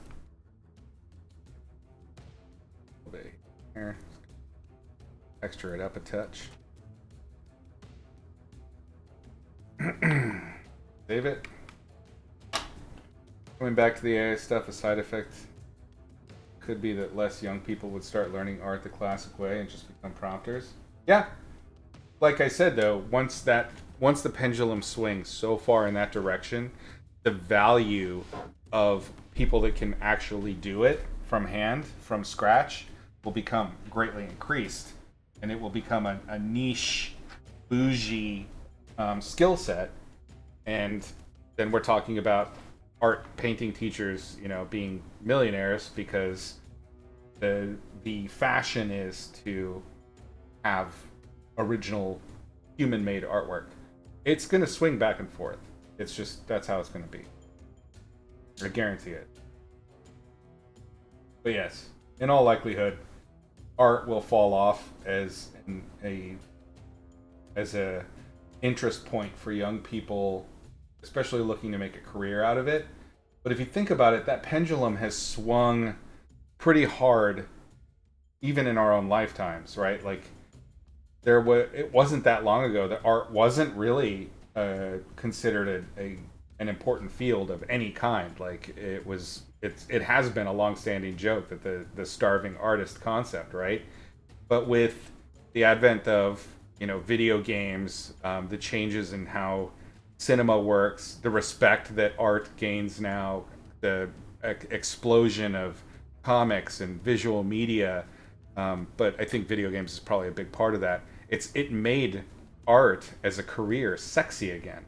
And I think just in my career, my short career, right? I started in 2005, 2006. In that short amount of time, there has been an explosion of new artists. So when I was going in, concept art as a field wasn't really a thing. I mean, there were concept artists, but it wasn't like a field that they taught in school. And I went to what is now a premier concept art school. We helped kind of build the itinerary for that, so that we could have an entertainment style major, and all of our different classes would adhere to the goal of working as a concept artist, because it wasn't as huge as it is now. So you got to remember, like, that's just how this stuff works. Like, it's going to swing back and forth, and you know, we don't have any control over that. Positive thing, on the other hand, is maybe a skilled artist could tackle larger projects solo. Possibly. I think I think it will have to. It will always be a battle for artists that are using it, because you really have to learn the language of the AI that you're using in order to produce the thing that you want. Like I said, I've tried to use them. I see some value there. I can see certainly how it's fun as a non-visual artist person to make stuff with that and get something cool out of it. But if you actually need to solve a specific problem, it's not there. Um, so I think a lot of the artists that will be successful in it with it in the future will probably be raised up in that. You know? It wouldn't be like a solo artist the way we think about it. It would be a solo AI prompt artist. Let's go ahead and do a grass pass. Because I think we were safe. We're gonna do a grass pass on top of the different elements that we have here, and it's gonna be much lighter than it was with the full painting, because we're just creating a little bit of a texture break on all of this lasso artwork that we've made. I think we'll put this in front of everything except for the trees. And as promised, I think that should be at the end of it for us. See if this one will do it. I don't think this will work. Oh, maybe. It might be a good foundation.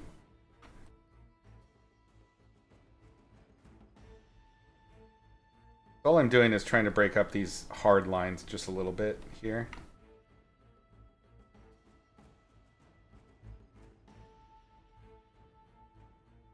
I like this brush for this, although it wasn't what I was originally going to use, because it is making these grass shapes kind of.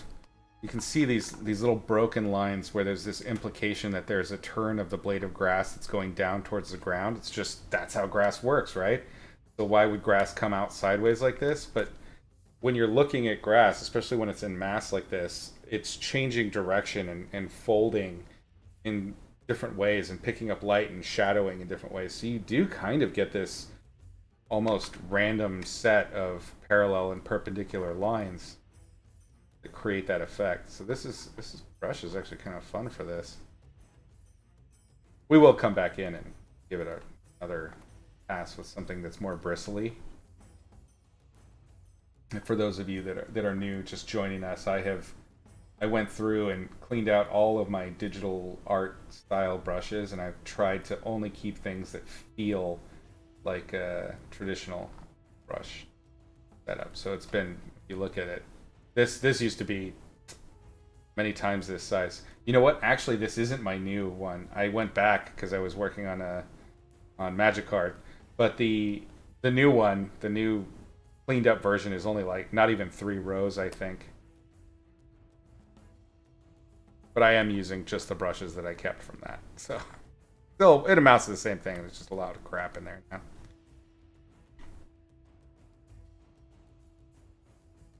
We will go back to that brush set, I think, for the next session.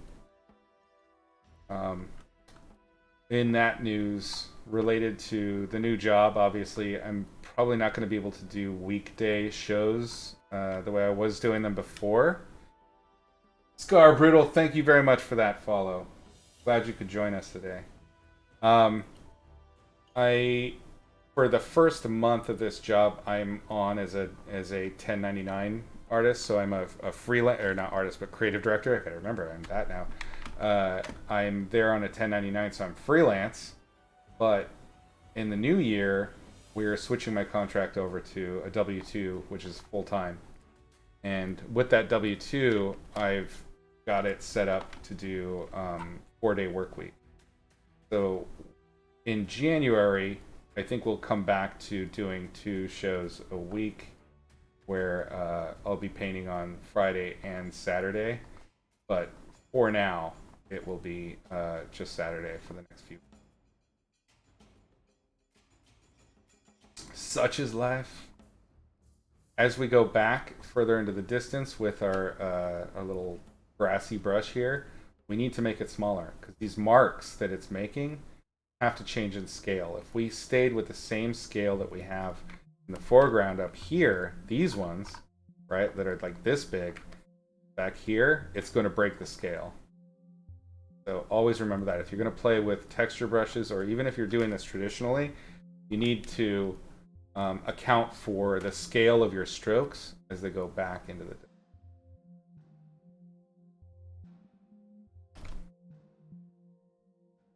the... Sounds good. At least I can keep up streaming. Yes. I definitely don't want to drop off of streaming this time with a full-time gig, and I think that that's going to be of great benefit that they allowed me to do this this 4-day work week thing. But I think it works well too because the way I process and come up with ideas is very dependent on the passive mode network style of thinking. So like just sitting at a desk and like trying to poop out ideas is just not my style. I always come up with my best stuff when I'm not focusing on solving that problem at all. I've learned how to do it on purpose. I think is kind of a key to my success there. To let things percolate and just trusting that good stuff will come. Always does. Great.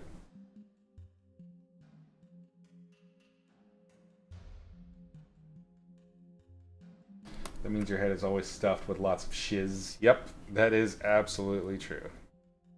And that's why I like things like reading and things like that, because it is always giving you more vocabulary to play with.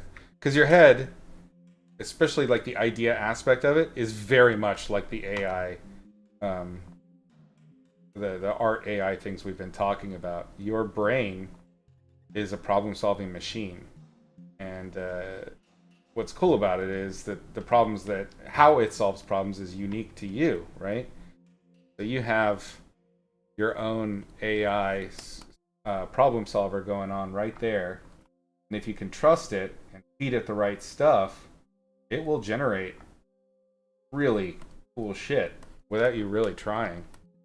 I've just learned to trust that, and it's worked really well for me. Very lucky on that front. Let's jump to that other grassy brush I was talking about. And we're just going to use a little bit. We did use this on the painterly one, and I don't want to depend on this the same way that we did with that one to get the grass working. I want to use it just to kind of break up these edges to imply grass without actually painting grass the way I did before. You'll see I'm not doing it throughout the entirety of the image like I was earlier. I'm doing it only at the edges. I'm making a stylistic choice here with the purpose of simplification.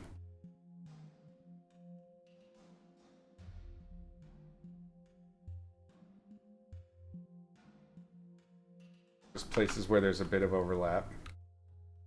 I'm not even going to put this brush on the back. I might put it a little bit here. I got to make it real small.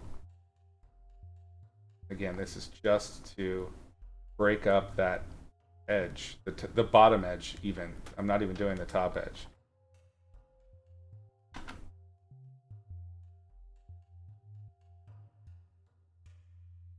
I think that works.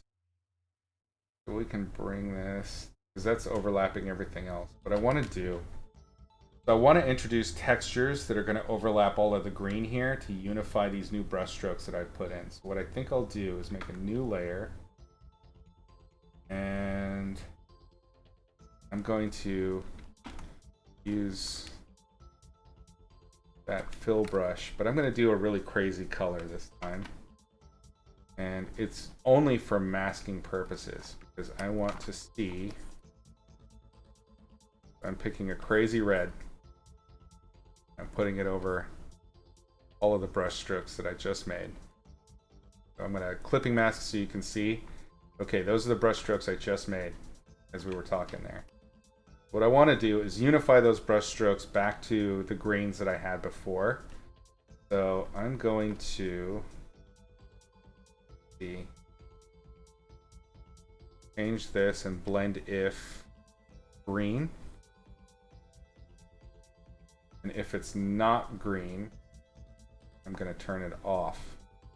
It is not blending if it's not green. Now it's a very green, the piece in general has a lot of greens going on. So this is going to be kind of a struggle to really separate it without getting goofy ass edges. Try the other side.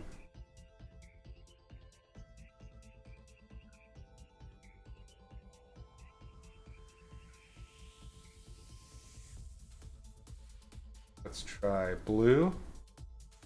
We can remove all of the blue. Yeah, there we go. That'll take some of the rock out. This is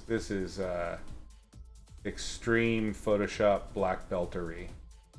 Cover it a lot, quite a few times in the Logic of Light and Color series I've got on Gumroad. But if you don't know anything about the blend if options, it's totally worth playing with.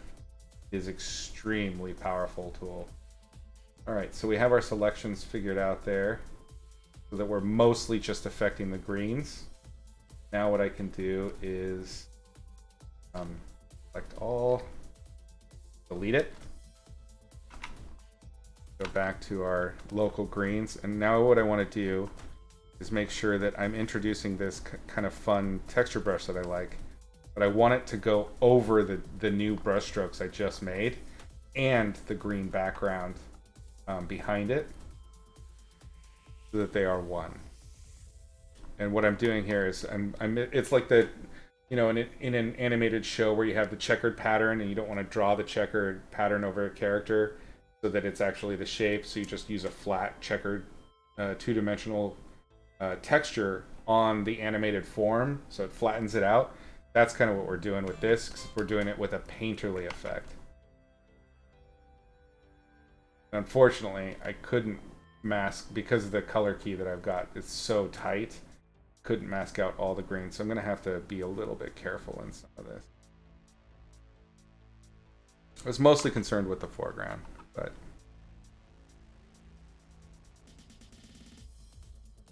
there we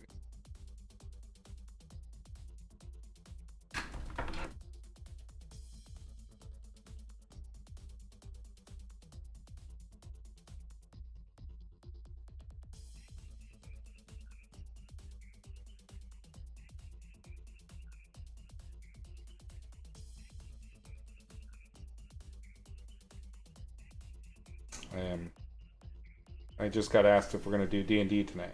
I got to respond.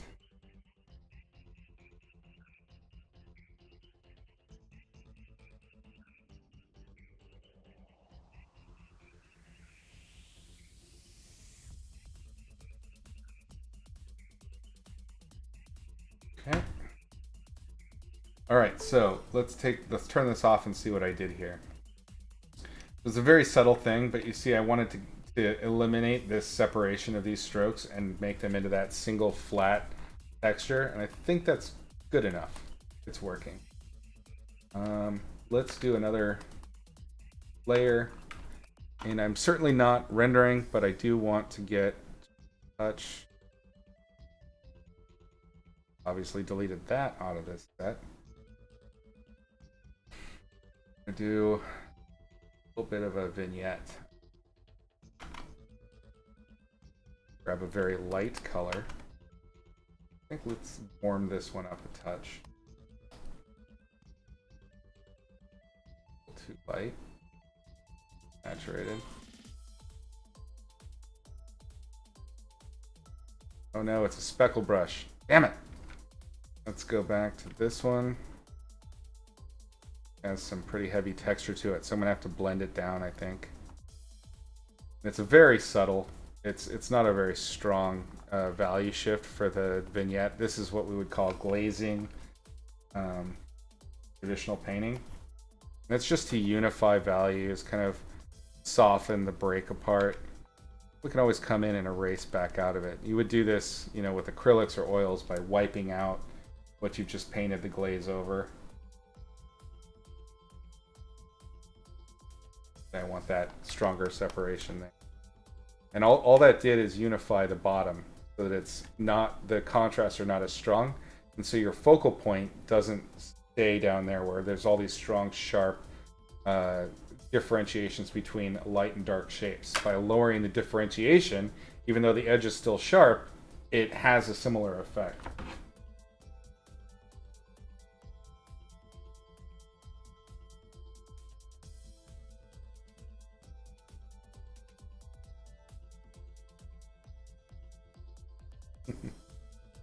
I'm lucky I have some awesome they're very funny people.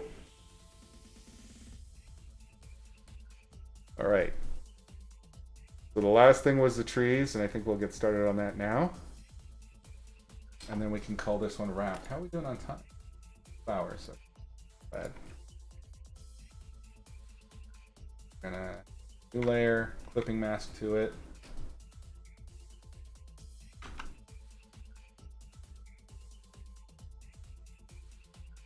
Now, I had on the last one, I believe I went warm. No, I didn't. I went cooler.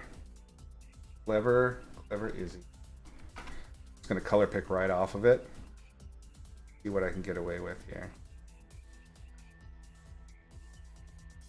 Kind of the same thing. I'm doing a dual purpose thing. I'm trying to soften the edge between the green and the tree, but also give the tree some lighting minimally. I do not want to render it. That's the thing I'm having to really scream at myself in my head is don't render, don't render, don't render, because it's such an impulse for me. So what I'm going to do instead is I'll create the softer edges that I've got with this bigger brush. Then I'm going to go in just like I did with the previous trees and use lines to define contours once I have the lighting kind of rudimentarily set up, and we're going to call it done. Do I think the work time for this version would be similar without having the first painting done? Mika, thank you very much for the follow. I appreciate it. I think that generally, I can't remember how long the first one took, because it almost seems to me like they're coming out to be about the same, but a lot of that is me gabbing. Don't know. No, it would not have been this fast without the first one. That's the question you were asking. Yeah. This would have been slower. It still would have been quick, relatively. Quicker than the other one, I think, because the other one was a lot of rendering, a lot of figuring out lighting and stuff, looking at reference. And this one I had already solved, if nothing else, the overall lighting scenario and the colors. They did basically a lot of straight just color picking off of my original painting.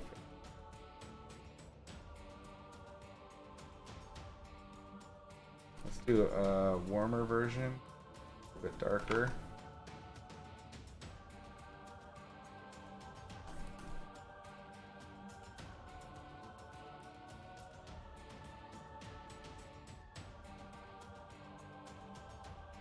Okay.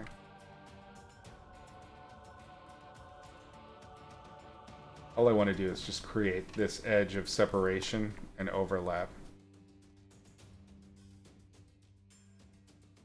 So places where I really need a clear overlap, I'm digging a little bit harder and making that brightness a little bit more valid there. Where I want to soften, so this is too sharp back here, I want to soften that significantly. So what I'm going to do, pick a lighter color, warm it up a lot, see if I can do a little bit of a bounce light that's going to change the local value there and the value relationship between the two things. Throw. It's just like a traditional painting. When you've got a color on your brush, try and find other places you can throw it. Be surprised. Let us get a little bit of this our brick wall, I think. What this is going to do is just hint at that, at the light coming from the trees. A little bit of warmth. Touch. Those happy little accidents, right? Go back to our trees. I want to lighten this further in some spots. Cool.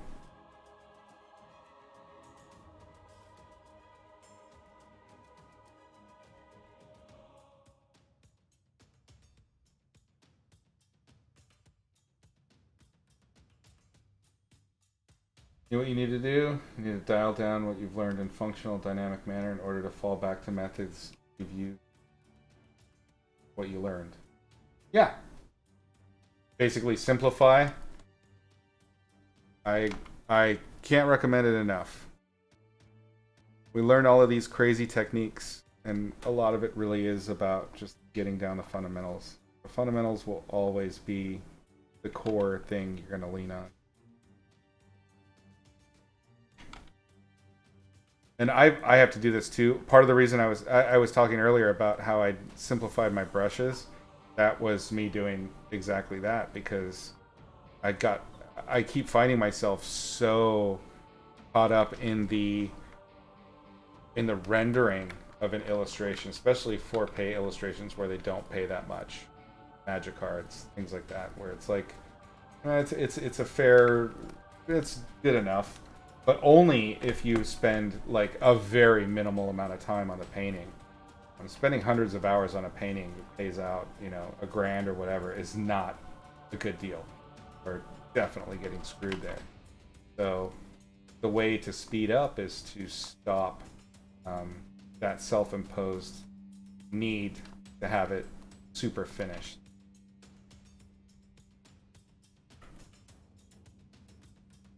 Okay. That's enough of that. Let's make a new layer. Let's start carving in our lines. We're going to call that done. Get a little bit of lighting in our leaves, a little bit of grass over the trunks, and that is it. I think for this one, let's use...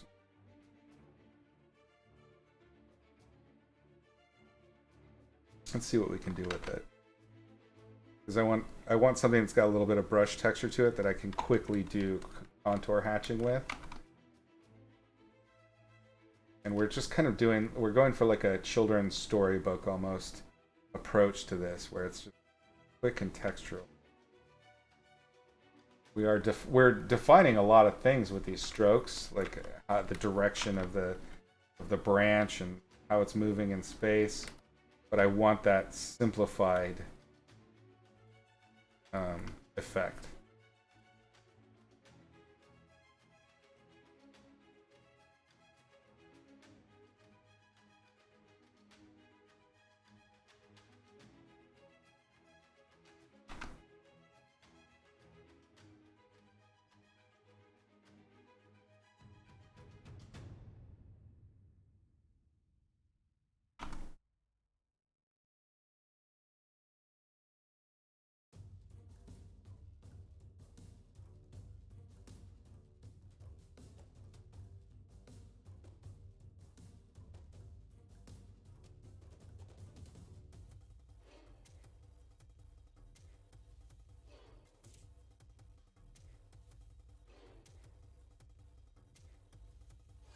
You'll see me rotating the canvas a whole bunch, and it's just so that I can get the brush oriented, so I can get the right streaking of the brush stroke. Otherwise it doesn't work, because this is a fixed direction brush. So if I draw crossways like this, I can get it like that. I can do the opposite here. If I need something to really cross, I have to rotate. Do a full cross hatch.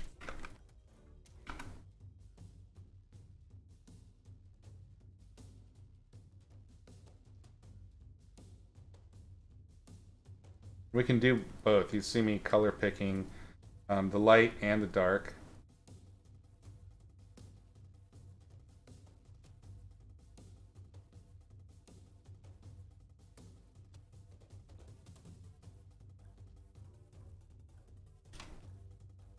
You could do notes after everything you spend a little time on a different layer. That's the way to do it. I always leave myself notes when I have an unfinished painting.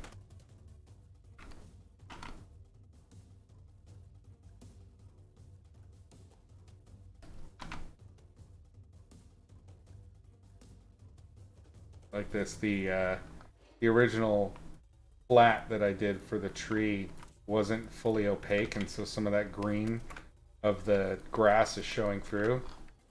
Awesome. Love it. Very traditional kind of thing to throw down. Of course, I'm attacking both sides, shadow and light. Get our texture going.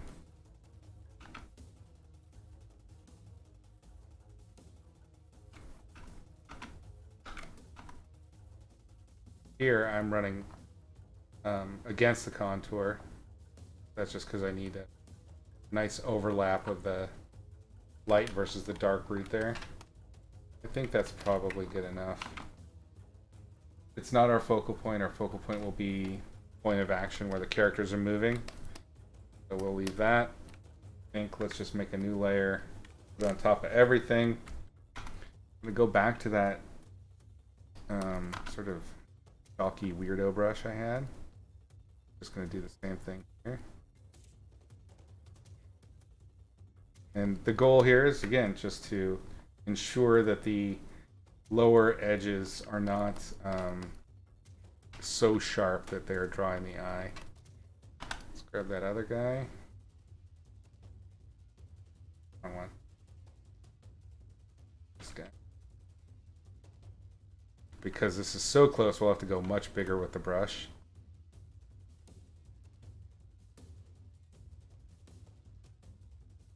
I think we'll just let that one all together, that root there. What I'm gonna do, I think I'm gonna grab that green overlay I did and try and drag it on top of everything. It works. Oh, I forgot about the glaze. Bring the glaze back. Lost my tree trunks edges. Erase that out of the glaze layer. Instead of moving everything back and being lazy, again, I know, that's what I do. I'm using the selection of the trees just to bring back that edge. Go ahead and flip this selection. I'm gonna go back to that brush I had. I want to punch the vignette just a touch more. Do a little bit darker. Might be too green. Go back to the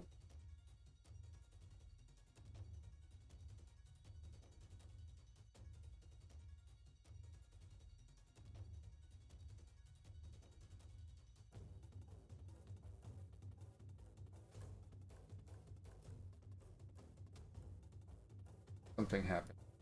Green brought in. Did it bad.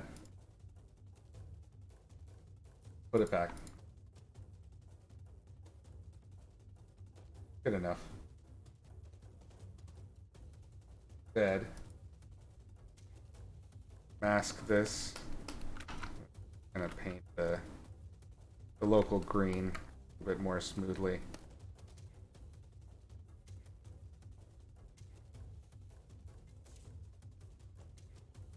All right. Your last thing. I think we'll just do this with a soft brush instead of really trying to dig into this too much. Go multiply.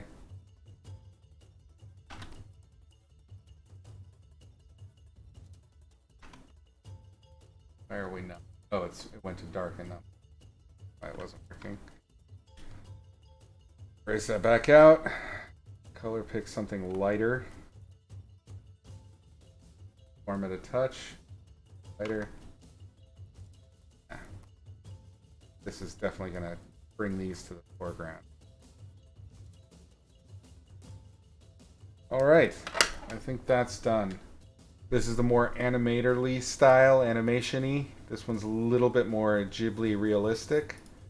I certainly spent more time on the trees in the new one.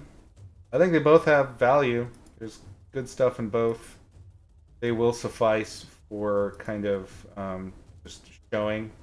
This one obviously does not have a lot of the highlights and speculars, and that's on purpose. We're trying to do kind of a flatter, more graphic design oriented concept there.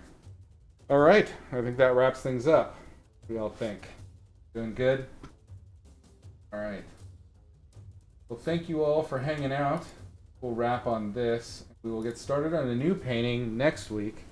I have no idea what it'll be. We'll figure it out as it goes. Probably, I'm kind of aching to do some kind of critter or character again. I don't know. Thank you for joining, Tyler. Glad you could be here. Yeah, we'll discuss. For those of you that are not there yet, we have the Discord. That's in the link below in the About section. We talk art and lots of great artists in there helping each other get better. So feel free to join, chat, hang out with everybody. I lean in every now and then to help give notes or to share random cool stuff that I found. But I'm really about fostering a community where you guys can kind of build up the peership and get used to chatting art with other folks doing the same. Anyway, that should do it for today. We will catch you next Saturday, probably around the same time. Thank you very much for hanging out, gang. As always, paint smart, paint sexy.